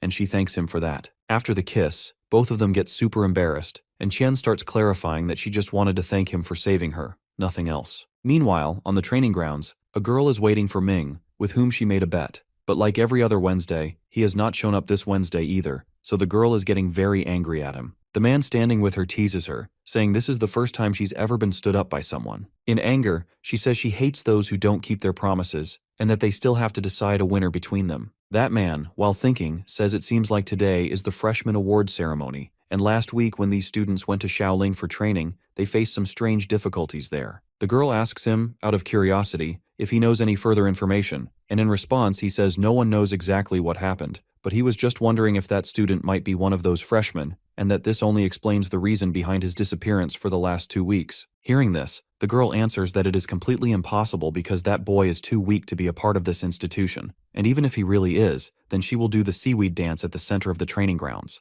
The man laughs, saying she will lose the bet because that boy is definitely going to be one of those freshmen. Meanwhile, the girl, in anger, stomps her foot on the ground and says she will definitely find out about his whereabouts no matter what. The man suggests she should find another partner, despite the fact that the boy was an excellent sparring partner. As she walks out, she answers that she is not interested in doing so. Moving forward, our boy is now walking on the street with his hand on his cheek where Qian kissed him. Meanwhile, Qian, in her home, is still embarrassed about what she did earlier, but then she remembers they are already dating, so it's not as bad as she thinks it is. But on the other hand, he asks himself to stop thinking about her since he is mistaken that she has a boyfriend already, and it was just her way of thanking him. While walking through the training ground, he remembers the promise he made with that girl, and how they also promised to meet here every Wednesday. He then puts on a mask when he realizes today is Wednesday, which means he has to meet her today, and wonders if he is late or not. As he walks towards the ground, the girl calls for him from behind, saying she has been waiting for him for a while. Our protagonist apologizes for being late and explains that he was in between attending the awards ceremony. In shock, she asks if he is really a freshman, to which he replies yes. The man with Feng starts laughing since she has lost the bet between them, and now she has to dance in the middle of the training ground. In a fit of anger, she walks away. He asks if they are going to play today or not,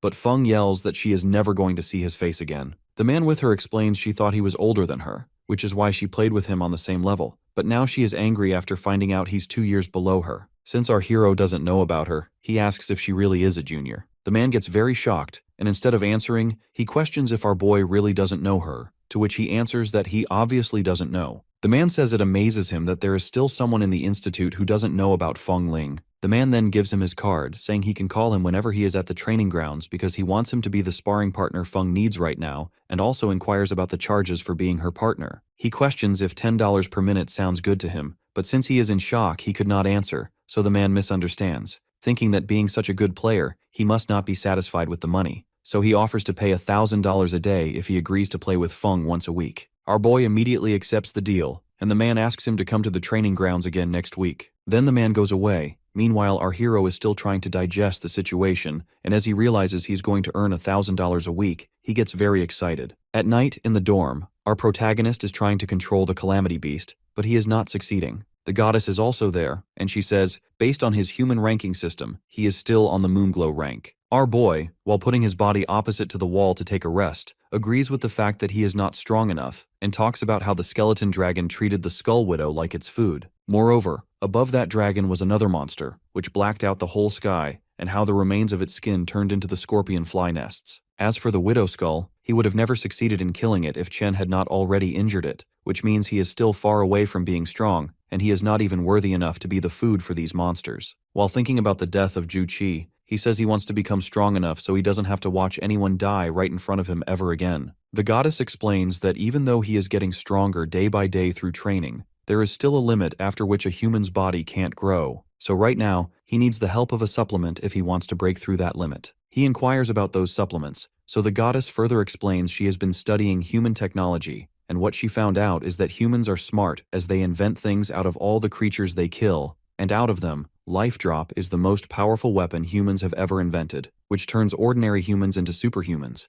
and because of it, they gain supernatural powers. While giving him the life drop he got earlier, she further explains low-quality life drops will not be meaningful to him. As he takes the life drop, Ming asks if she has purified it, and in reply she says yes, and explains this is a Violet Soul grade life drop, and after purification, it has the ability to grant someone the supernatural power of disguise, which seems quite versatile to our hero. but doesn't seem quite suitable for someone like him who is going to be on the front lines. She agrees with him and also tells him any power granted by the life drop will first need to be trained and get familiarized with. Our boy says that for the moment, his priority is to work on his current powers, and he still has yet to awaken his red sovereign talent too. The goddess replies that he hasn't even mastered the violet soul talent yet, so red sovereign talent is still a far dream for him. But she can't blame him for this since Violet Soul's ultimate soul art corresponds with the Sunblaze rank, and since he hasn't reached Sunblaze rank, being able to perform the ultimate soul art is already pretty good for him. He asks her for the method that can help him reach the Sunblaze rank quickly,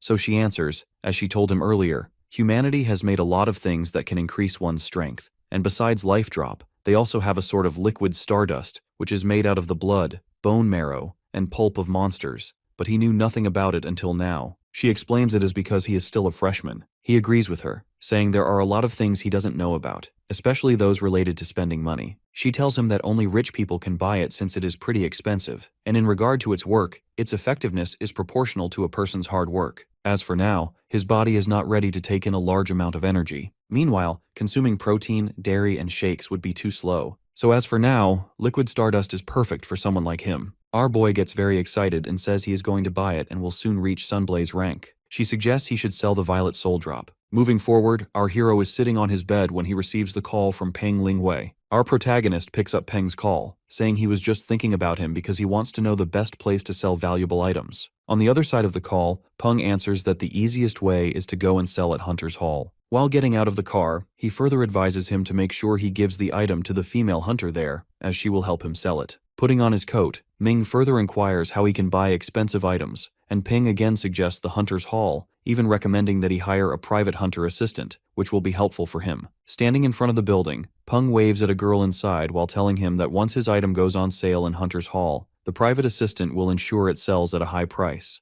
After thinking for a while, our protagonist agrees to follow Peng's plan and invites him out for a drink, saying he is getting all his specially recruited classmates together. But Peng apologizes, explaining that he is busy and won't be able to attend the meetup. Instead, he offers his help whenever Ming needs it, since he knows many important people in Nandu. He thanks him for the help and ends the call. In the Hunter's Hall, the receptionists are complaining about not getting any big customers lately when he enters the building. The girls chat further about how all their deals so far have been too small. Even the profits aren't enough to pay their rent. When they see him enter the hall, they comment that it looks like a young hunter is coming toward them, but after seeing his trainee badge, they ignore him, saying being an assistant for these trainees is like doing charity work, and figure Zhang will handle him as usual. Zhang, who is standing a little away from the reception, walks over and introduces herself as Zhang, a hunter assistant. She seems very cheerful. She asks for his hunter code so she can assist him better. As he tells her the code, she types it into her pad, and while looking at his information, says it seems he is a trainee Moonglow hunter, but since his last bounty, he has actually become a qualified Moonglow hunter. Zhang asks if he'd like to increase his rank, which will let him take higher tier commissions and bounties,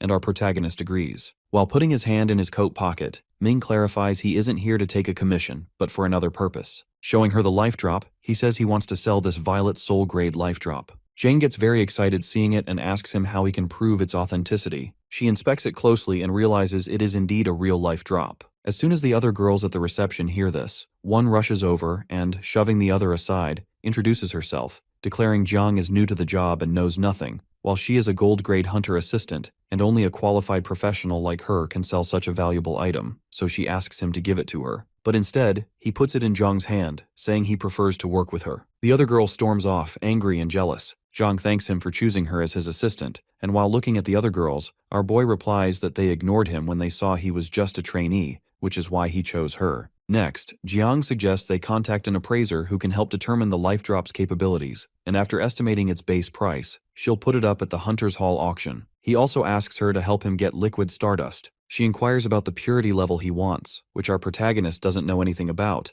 so she offers to take him to the VIP room to explain the details. After some time, Ming is sitting in the VIP room when the assistant reports that his life drop has already been appraised, and soon they will estimate its price, which he can adjust later if he's not satisfied. After offering him a drink and sitting across from him, she explains the details about the purity of liquid stardust. She tells him they've received a few batches recently, and the price is around 900,000. He is shocked to hear the price. She explains that the price of stardust is proportional to its purity, because the purity level determines how long the body will take to detoxify it. As it is extracted from monsters and calamities, even with current technology, they can't fully detoxify it, so it's not allowed to use too much stardust at once, or it will cause irreplaceable damage to the body. Our hero thinks to himself that he could never overdose on it since it's so expensive. Jang continues, saying that if he buys stardust with higher purity, his body will detoxify it faster. For high-purity liquid stardust, the body of an average human takes around half a year to detoxify, which means he can use it at intervals of half a year. He is disappointed by the price,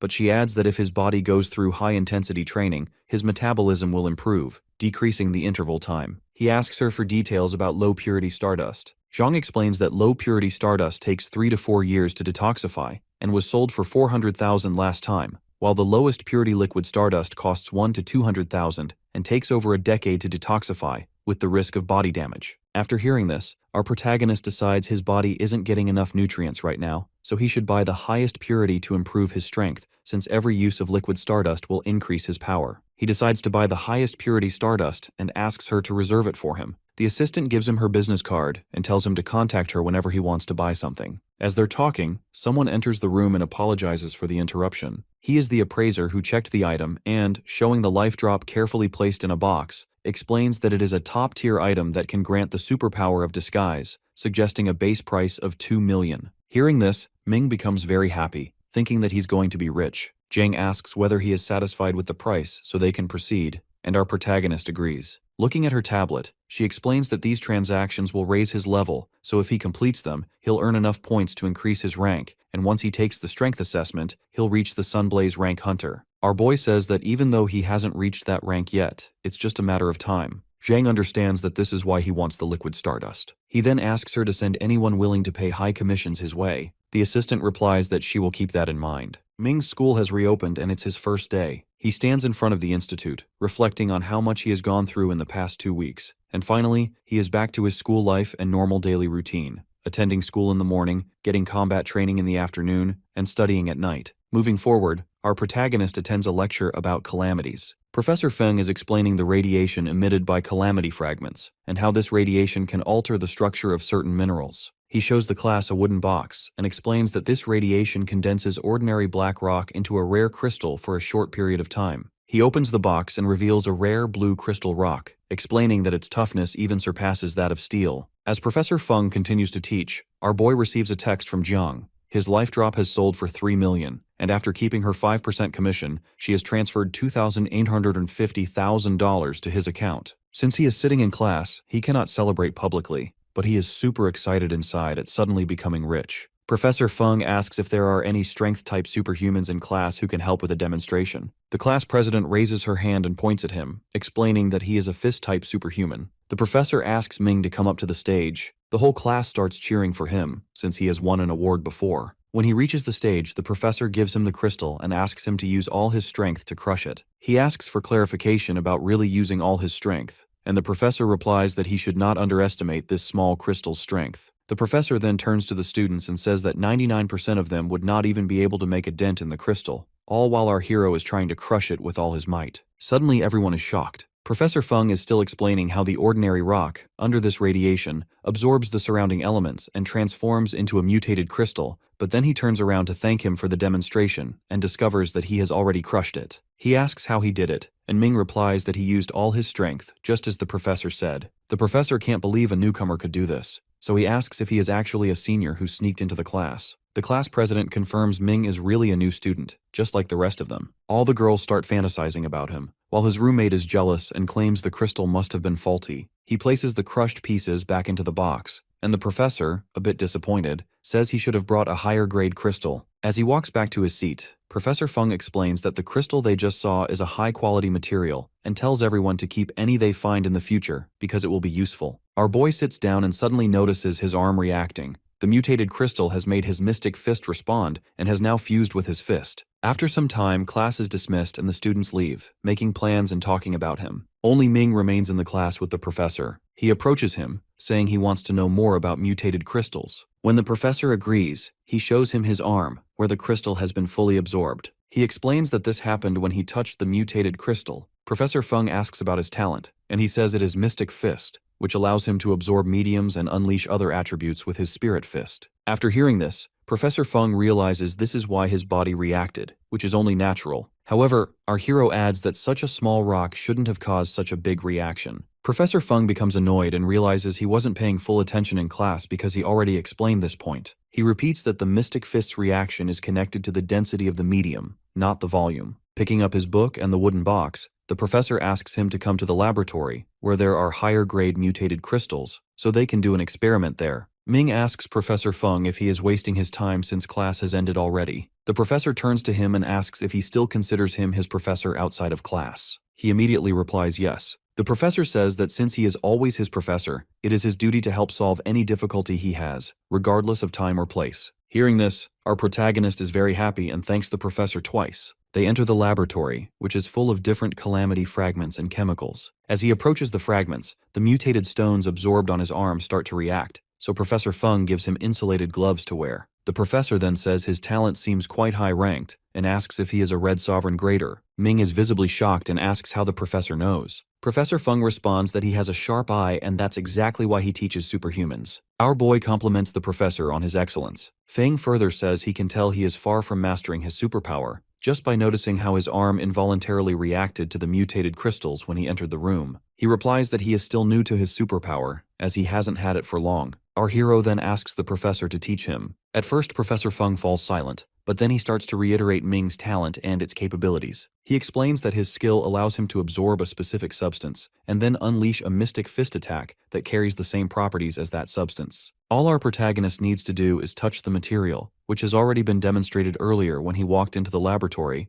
and his arms reacted to the environment. Professor Fung points out that his true power is not just that his hands absorb whatever they touch, but that they actually respond to every single thing around him. Our boy looks at his hands and suggests that maybe the higher the concentration of a medium, the stronger the reaction it produces, a detail he has never noticed before. The professor continues, explaining that if he absorbs a greater quantity of a medium, its purity increases, which in turn allows him to exert even stronger power. But before he can enhance his spiritual abilities, the first thing Ming must learn is how to resist absorbing mediums. To demonstrate, Feng asks him to remove his gloves and try to absorb the frost crystal without actually touching it. Our hero takes off his gloves and says he will give it a try. As his hand approaches the frost crystal, it begins to absorb into his hand. Not only that one, but all the other fragments in the laboratory start getting drawn into his hand as well. At this, Feng tells him that he is still at the lowest level of mastering his spiritual skills, meaning that right now, his spirit fist is basically useless. In addition, his fighting style is very weak in the sense that he must physically touch a medium in order to absorb it. The professor then gives him an example. What if he wants to use a flaming fist, but the flame is 100 meters away? And what if his opponent blocks his path to the flame, knowing his ability? Hearing this, Ming realizes there have been times when he couldn't use any medium because of distance. After thinking about it for a moment, he admits this would be a huge problem. Moving on, Feng then tells him to touch the crystal directly with his hands to see what happens. After a while, Feng suggests they stop and go to the testing ground so Ming can try throwing a few punches. As they walk out, the professor mentions that there is still a heap of debris left from previous tests,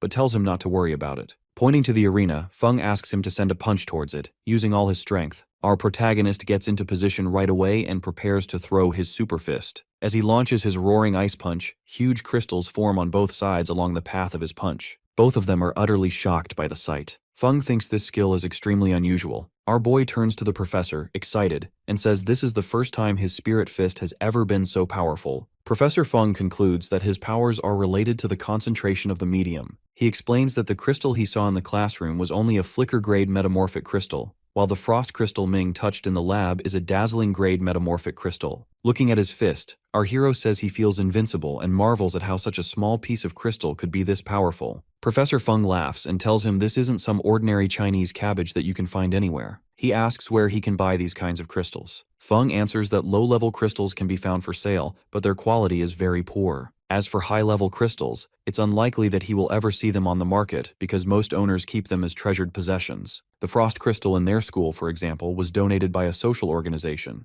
Our protagonist wonders aloud what would happen if he prepared isomorphic mediums on his body, so that during battle, he could crush and absorb them to unleash a spirit fist several times more powerful than normal. Professor Feng agrees with the strategy, but adds that Ming should also seek some external support to boost his combat strength further. Right now, however, there is one problem. And when he asks what it is, Professor Feng responds that these crystals are far too expensive to buy, and for that, he would need a great deal of money. Not only is the dazzling-grade frost crystal the most costly, but even flicker-grade isomorphs are several times more expensive than diamonds. Hearing this, our boy feels disappointed, realizing that even though he thought he was rich now, it's still not enough. The professor places his hand on his shoulder and encourages him to keep working hard and improving his abilities. Maybe then, in the future, he'll have the chance to obtain 2 crystals to use. Meanwhile, he reflects that it's always the poor who have to work the hardest, while the wealthy rely on technology. Fing praises his skills and suggests they should focus on developing his medium perception first. Once Ming masters this, he'll be able to use everything around him to become stronger and even create powerful weapons. He asks about perception, and Professor Feng explains,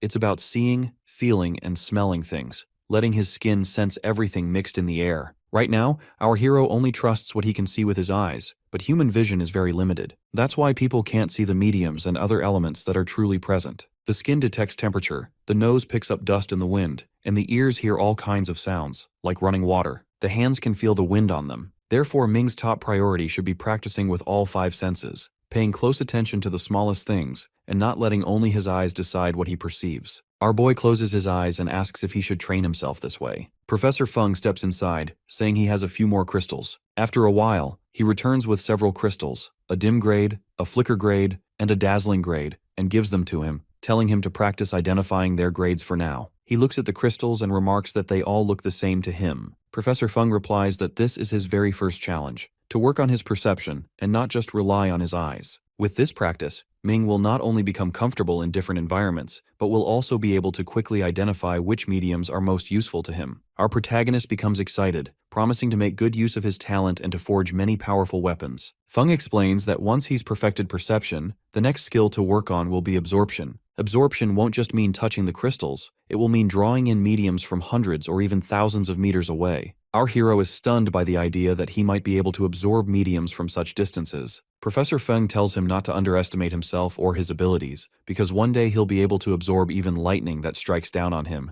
and everyone will cheer for him. For now, Ming's only priority is to keep practicing his skills. Ming promises himself that he's going to work hard because he hates feeling small, unimportant, or powerless. Right now, he isn't strong, but he is determined to become much stronger in the future. Later, our protagonist sits on the rooftop of his dorm, with the 3 crystals placed in front of him. Even so, he still can't find any difference between them, which tells him he isn't concentrating enough. He shifts his focus, looking at the crystals more intently, and soon manages to distinguish between them. Then our boy closes his eyes to sense all the mediums around him. He realizes the area isn't very windy, so if he absorbs the air, he'll only be at the level of a dim-grade crystal. Expanding his perception further, he notices the air coming from one direction is more humid, which means there's a river nearby, and absorbing that will bring him up to the level of a bright-grade crystal. Realizing his perception is working, our hero is thrilled. He understands that in the future, he won't have to search for mediums to absorb. As he's thinking about this, Zhang, his hunter assistant, calls his name. Looking down, he asks what she's doing there. She shows him a bag and replies she's here to deliver the items he requested. At her words, Ming jumps down from the building. Some boys watching from the dorm windows comment that even though he has Luo Qian,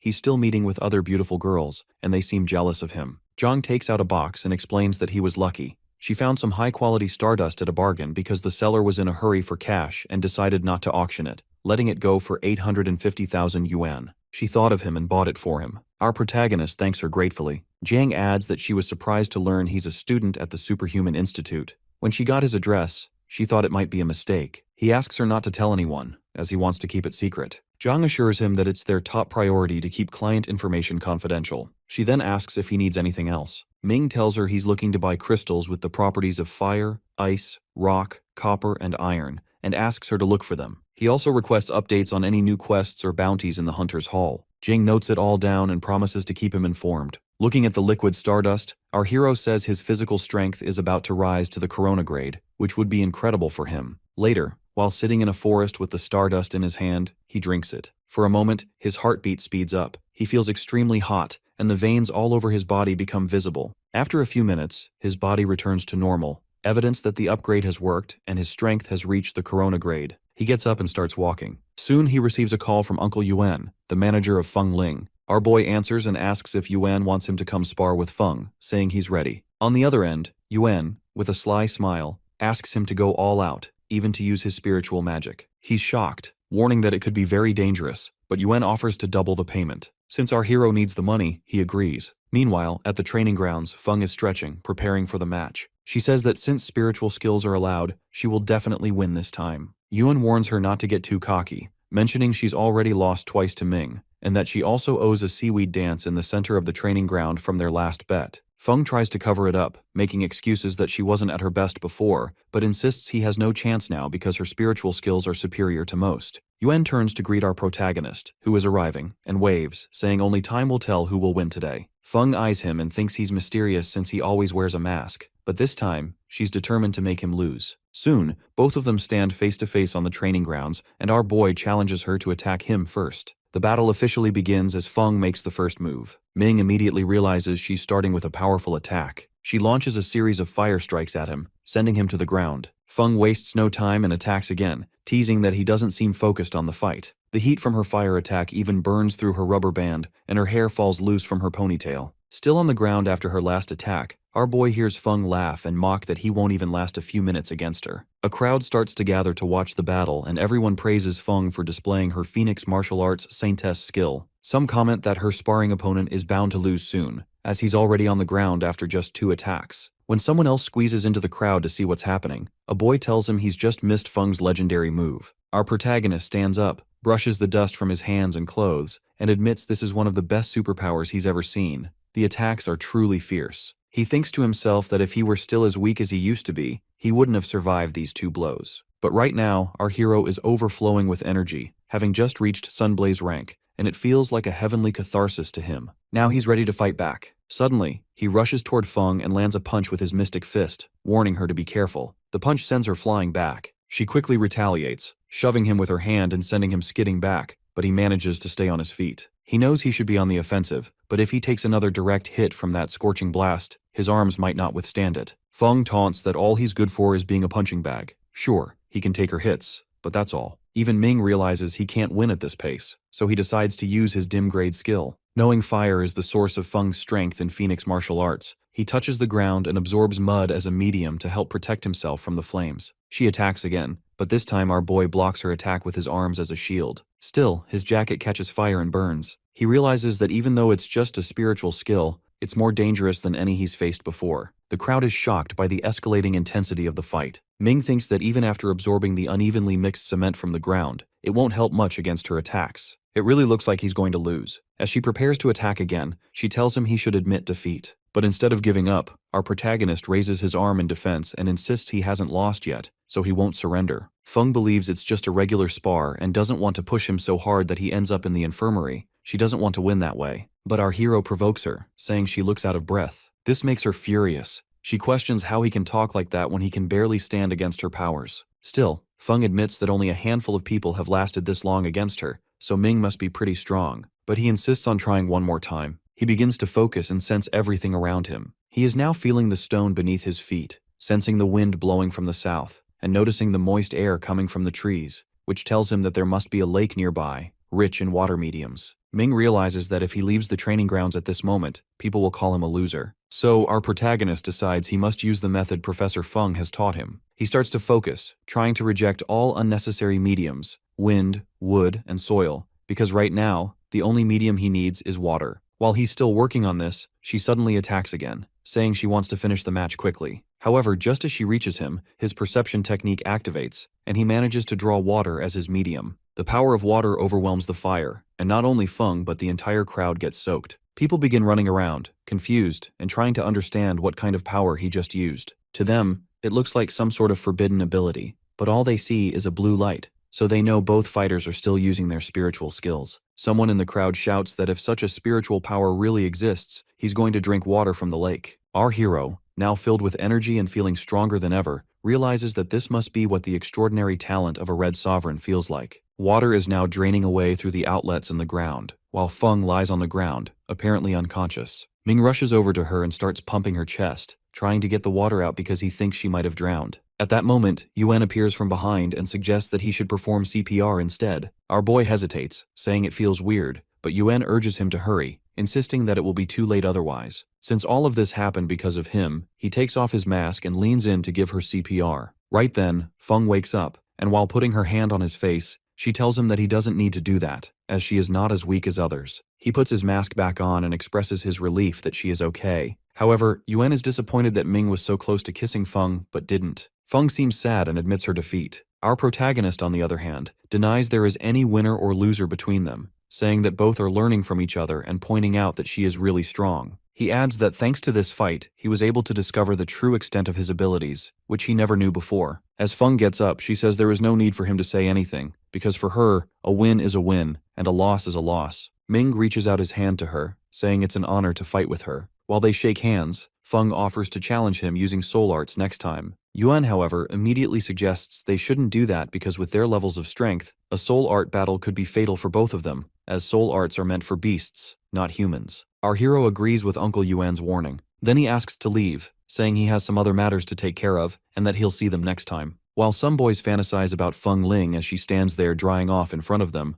Uncle Yuan throws a towel over her and says she's wet, so it's better for them to leave for now. Now Yuan drives the car while Feng sits in the back seat drying her hair. She declares that she won't lose to Ming next time. Uncle Yuan explains that this university is a place full of talented individuals, and those who can stand out in battle always become widely known. He says that's how someone becomes the man of the school, just like her, but today our boy pushed her to her limits. Feng adds that he seems like a very mysterious person, and she can't figure out his reasons for acting the way he does. Uncle Yuan thinks about it and concludes that Ming wears a mask because he doesn't want people to know his true identity or strength. Eventually he believes our protagonist will come forward because no one can resist the temptation of fame forever. But Feng disagrees, saying that's just a myth. Suddenly Yuan starts telling her about an award ceremony where they honored someone who played a key role in the Shaoling disaster, yet that person never revealed his name. Feng snaps at him, telling him not to suggest that Ming is that person. Wen continues, saying that even though he's only a freshman, his abilities are stronger than any of his classmates. Yuan advises that they should keep his information private and find a more secure place for their next match. Teasing her, he asks if she managed to see Ming's face, but she replies no in annoyance. Yuan keeps teasing, saying that even though they fought so intensely, she can't deny that he's handsome. Annoyed, Feng yells that even though she was unconscious, she could still hear them, and that Yuan was the one who made him do CPR. Yan laughs and says the only reason he did that was because he wanted to see if Ming was really her type. Feng gets angry and yells that Yuan should start sweeping the streets from now on, but Yuan immediately apologizes to her. Ming is back in the hunter's hall and Jiang welcomes him warmly. After a while, she places a box in front of him as he sits on the sofa. She tells him that this is what he requested before. When our protagonist opens the box, he finds a dazzling grade frost variation crystal inside. Jiang asks if he's satisfied with it. Our boy is delighted and thanks her, clearly very happy with the item. Looking at the box, he thinks to himself that now he won't feel powerless anymore, even against enemies at a higher level than him. Jiang explains that its price is $1 million, and they will use the funds he has stored up in the hall. He's so stunned by the price that he can't even speak. Seeing his reaction, Jiang tells him that this item is extremely rare. She even traveled to Beidou just to get it. Our hero thanks her again and asks her to keep looking for other isomorphic crystals as well. Then, he remembers the main reason he came. He got a message from Jiang about something important. He asks her what it is. Jiang takes out a badge and some certifications from her bag, congratulating him on becoming a certified Corona-grade hunter. He takes them from her, expressing his gratitude once more. Jiang continues, telling him that he now has new privileges, and his information will soon be registered under the Hunter's Hall, making him eligible for the Hunter's Conference. He can even request assistance from the Hunter's Hall. Looking out the window, our boy notices his roommate arguing with the receptionist. Jiang asks if he knows him, and explains that the boy came to claim a bounty before he arrived, but since he isn't a qualified hunter, the Nandu employees refuse to hire him. Ming says he's only interested in one thing, and asks her about the commission for gathering information. Smiling, she tells him there's no commission, meaning he'll get it for free, which he finds puzzling. Jiang elaborates that he must not have paid attention to the privileges of being Corona grade. To promote low-level hunters, advanced hunters must recommend them with seals. She explains that he can exchange his points for 4 recommendation seals. Clients also look for seals from advanced hunters before choosing whom to hire. He finally understands. Jiang adds that as an advanced hunter, he can assign minor tasks to lower-level hunters and focus on more important jobs himself. Low-level hunters, eager to receive a seal, are willing to do any tasks since they lack fame and recommendations and can't get high-paying bounties. Hearing this, our hero agrees to hire his roommate, but asks Jiang to keep his identity hidden, as he doesn't want the other boy to know he's working for him. She opens her tablet and asks what tasks he wants to assign so she can prepare an agreement with a seal of recommendation as the reward. Ming's roommate, walking toward the exit in disappointment, is stopped by Jiang, who explains everything. Excited, he becomes ecstatic at the news that the person offering the job is a Corona-grade hunter. He bows to Jiang in gratitude and leaves the building, promising himself that he'll work hard to satisfy the senior hunter, hoping for good tasks in the future. Meanwhile, our protagonist, standing behind him and hearing all this, thinks to himself that being rich is truly a good feeling, and it made reaching the Corona Hunter grade much easier. Now he can even have others run errands for him. However, reality quickly sets in when he remembers that he just spent $1 million, which could have bought him a decent apartment in Lanyang City. He starts to cry, thinking it's just too much money, and now he needs to find new ways to make money so he can buy a house. But when he looks at the box in his pocket, our boy reassures himself that the expense is worth it. Now he can hunt monsters easily with this crystal. With his grade increase, his medium absorbing ability has grown as well. Suddenly his phone rings. It's his big sister calling. He answers, asking why she's calling so early. On the other end, his sister is walking with a suitcase and asks him to guess where she is right now. Our hero thinks for a moment and guesses she's in the park. This annoys her, and she complains that he never pays attention to her life. She's told him already that she's self-studying. He jokes that she was self-studying before too. She's now on a bus, putting her luggage above her seat, and explains that she couldn't keep up with self-study because she had to take care of him, but she doesn't want to work part-time forever, so she's returning to her own path. Ming proudly tells her she never needs to work part-time again because he can support her, and asks if she got the money he sent. Sitting down, his sister tells him to keep his money for himself since the Superhuman Institute is expensive, and she has her own hands and feet to provide for herself. She reveals that she has an interview with the astronomy team in Nandu, which means she could soon have a decent job.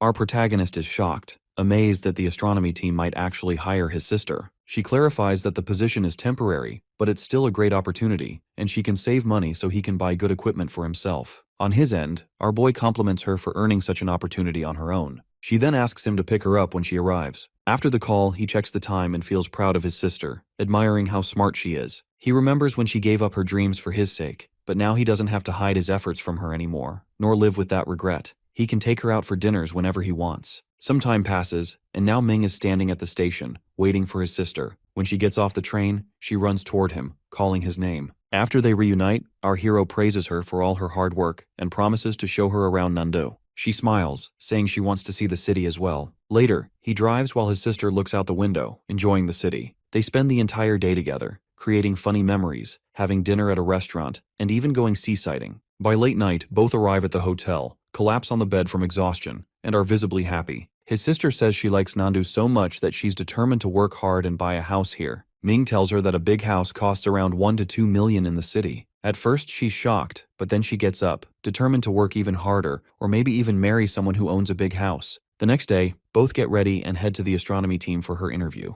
As they arrive at the Nandu team building, security checks them at the entrance. An assistant approaches Chin Yu, confirming her identity before asking her to follow. Just as Chin Yu is about to leave, Ming wishes her good luck. Our protagonist looks around and quickly notices the tight security, which is expected for the astronomy team. This team observes the stars and their movements, providing crucial warnings to superhumans worldwide about impending disasters. Their constant vigilance, even over minor changes in space, makes them like humanity's watchful eyes. The fact that his sister secured a position here, even if the role seems minor, impresses our hero. Lost in thought, Ming is startled when someone descends the stairs. The security guard at the bottom salutes, but the newcomer quietly tells him to remain silent. He then approaches our boy, sits on the sofa across from him with an adult magazine in hand, and grumbles about how complex algorithms give him headaches. Ming's attention shifts to him, and he soon recognizes the man as Dr. Wu, someone he's seen in textbooks. Dr. Wu peers at Ming over his glasses and asks if it's his first day. Ming explains he's only accompanying his sister for her interview,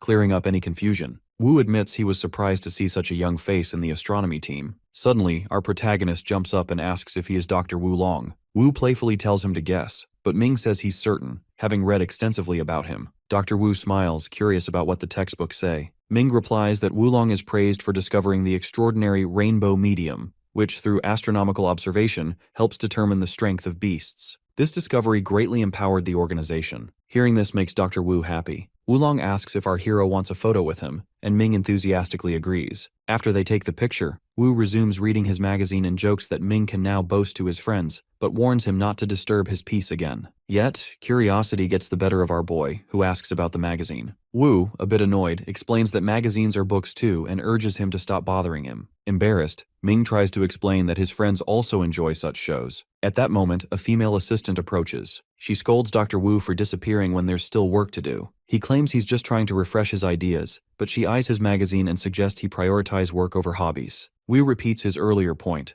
There are no rainbow medium fragments in the Lanyang City disaster, so there shouldn't be any undetected catastrophic forces on Earth. The whole time, he keeps the magazine over his face. The assistant insists he double-check, just to be safe. With no option left, Dr. Wu stands, tosses the magazine to our protagonist, saying throwing it away would be a shame, and leaves with the assistant. Ming thanks him for the magazine and watches them go. Soon after, Qin Yu bursts out, excitedly sharing that she landed a 3-month trial position. Ming congratulates her. She notices the magazine in his hand and teases him about his reading choices. As Ming tries to explain that Dr. Wu gave it to him, his sister laughs, doubting that such a scholar would read those magazines, and jokes that Ming hasn't changed. While our boy is still trying to clarify, Qin Yu heads to her new apartment, settles in, and celebrates getting her dream job along with a lovely little house. Ming, looking out at the garden, suggests she could grow plenty of jasmine flowers, her favorite. Qin Yu mentions spotting a flower shop nearby and invites our hero to join her in buying some flowers. Both are excited about the outing. However, as they head out, Ming receives a call from an unknown number. The caller asks if he is Ming He, then requests privacy for their conversation. Ming tells his sister to go ahead without him as he handles the important call. Stepping onto the balcony, our protagonist is asked if he's a Dragon Tooth member. Once confirmed, the caller introduces himself as Instructor Luo, a subordinate of Ju Qi, sent by Luo Lin. Instructor Luo explains that Luo Lin has recommended Ming for Ju Qi's position, officially inviting him to join the Dragon Tooth group as its new wanderer. Luo tells him that tracking enemies has proven harder than expected,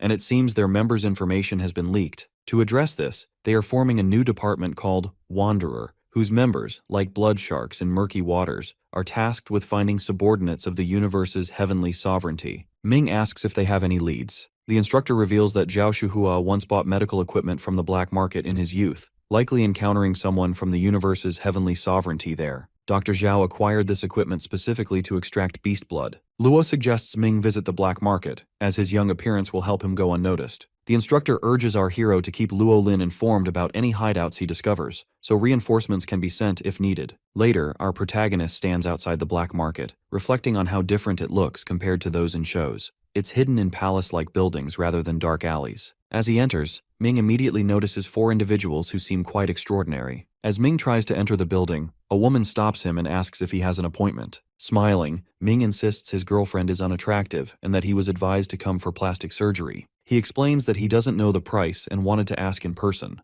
The woman directs our protagonist to take the lift to the 3rd floor lobby's customer service desk, warning that the other floors are for the hospital's surgery area and suggesting he avoid wandering elsewhere. Our boy takes the lift and arrives on the 3rd floor, where a man approaches him. Sales manager Zheng Teng greets him and asks if Ming needs assistance. Tang inquires whether our hero is interested in buying their longevity product or learning about their biochemical beauty techniques. When Ming looks puzzled about the longevity health product, Tang assumes he must be shopping for his parents. He assures Ming that everyone is initially suspicious, but after seeing their product demonstrations, doubts disappear. Amazed, our protagonist asks if it's really possible to make a longevity product and calls it magical. Tang replies that they only produce revolutionary items. Hearing this, Ming requests to see the production area, saying that if the product is truly effective, he'll keep some for himself as well. Tang approaches Ming, offering to take him to the production room so he can see everything firsthand. They head toward the lift, guarded by security. Before entering, Tang narrows his eyes and asks who suggested our boy come to the facility. He explains that most customers are either longtime clients or receive recommendations from regulars. As the guards move closer,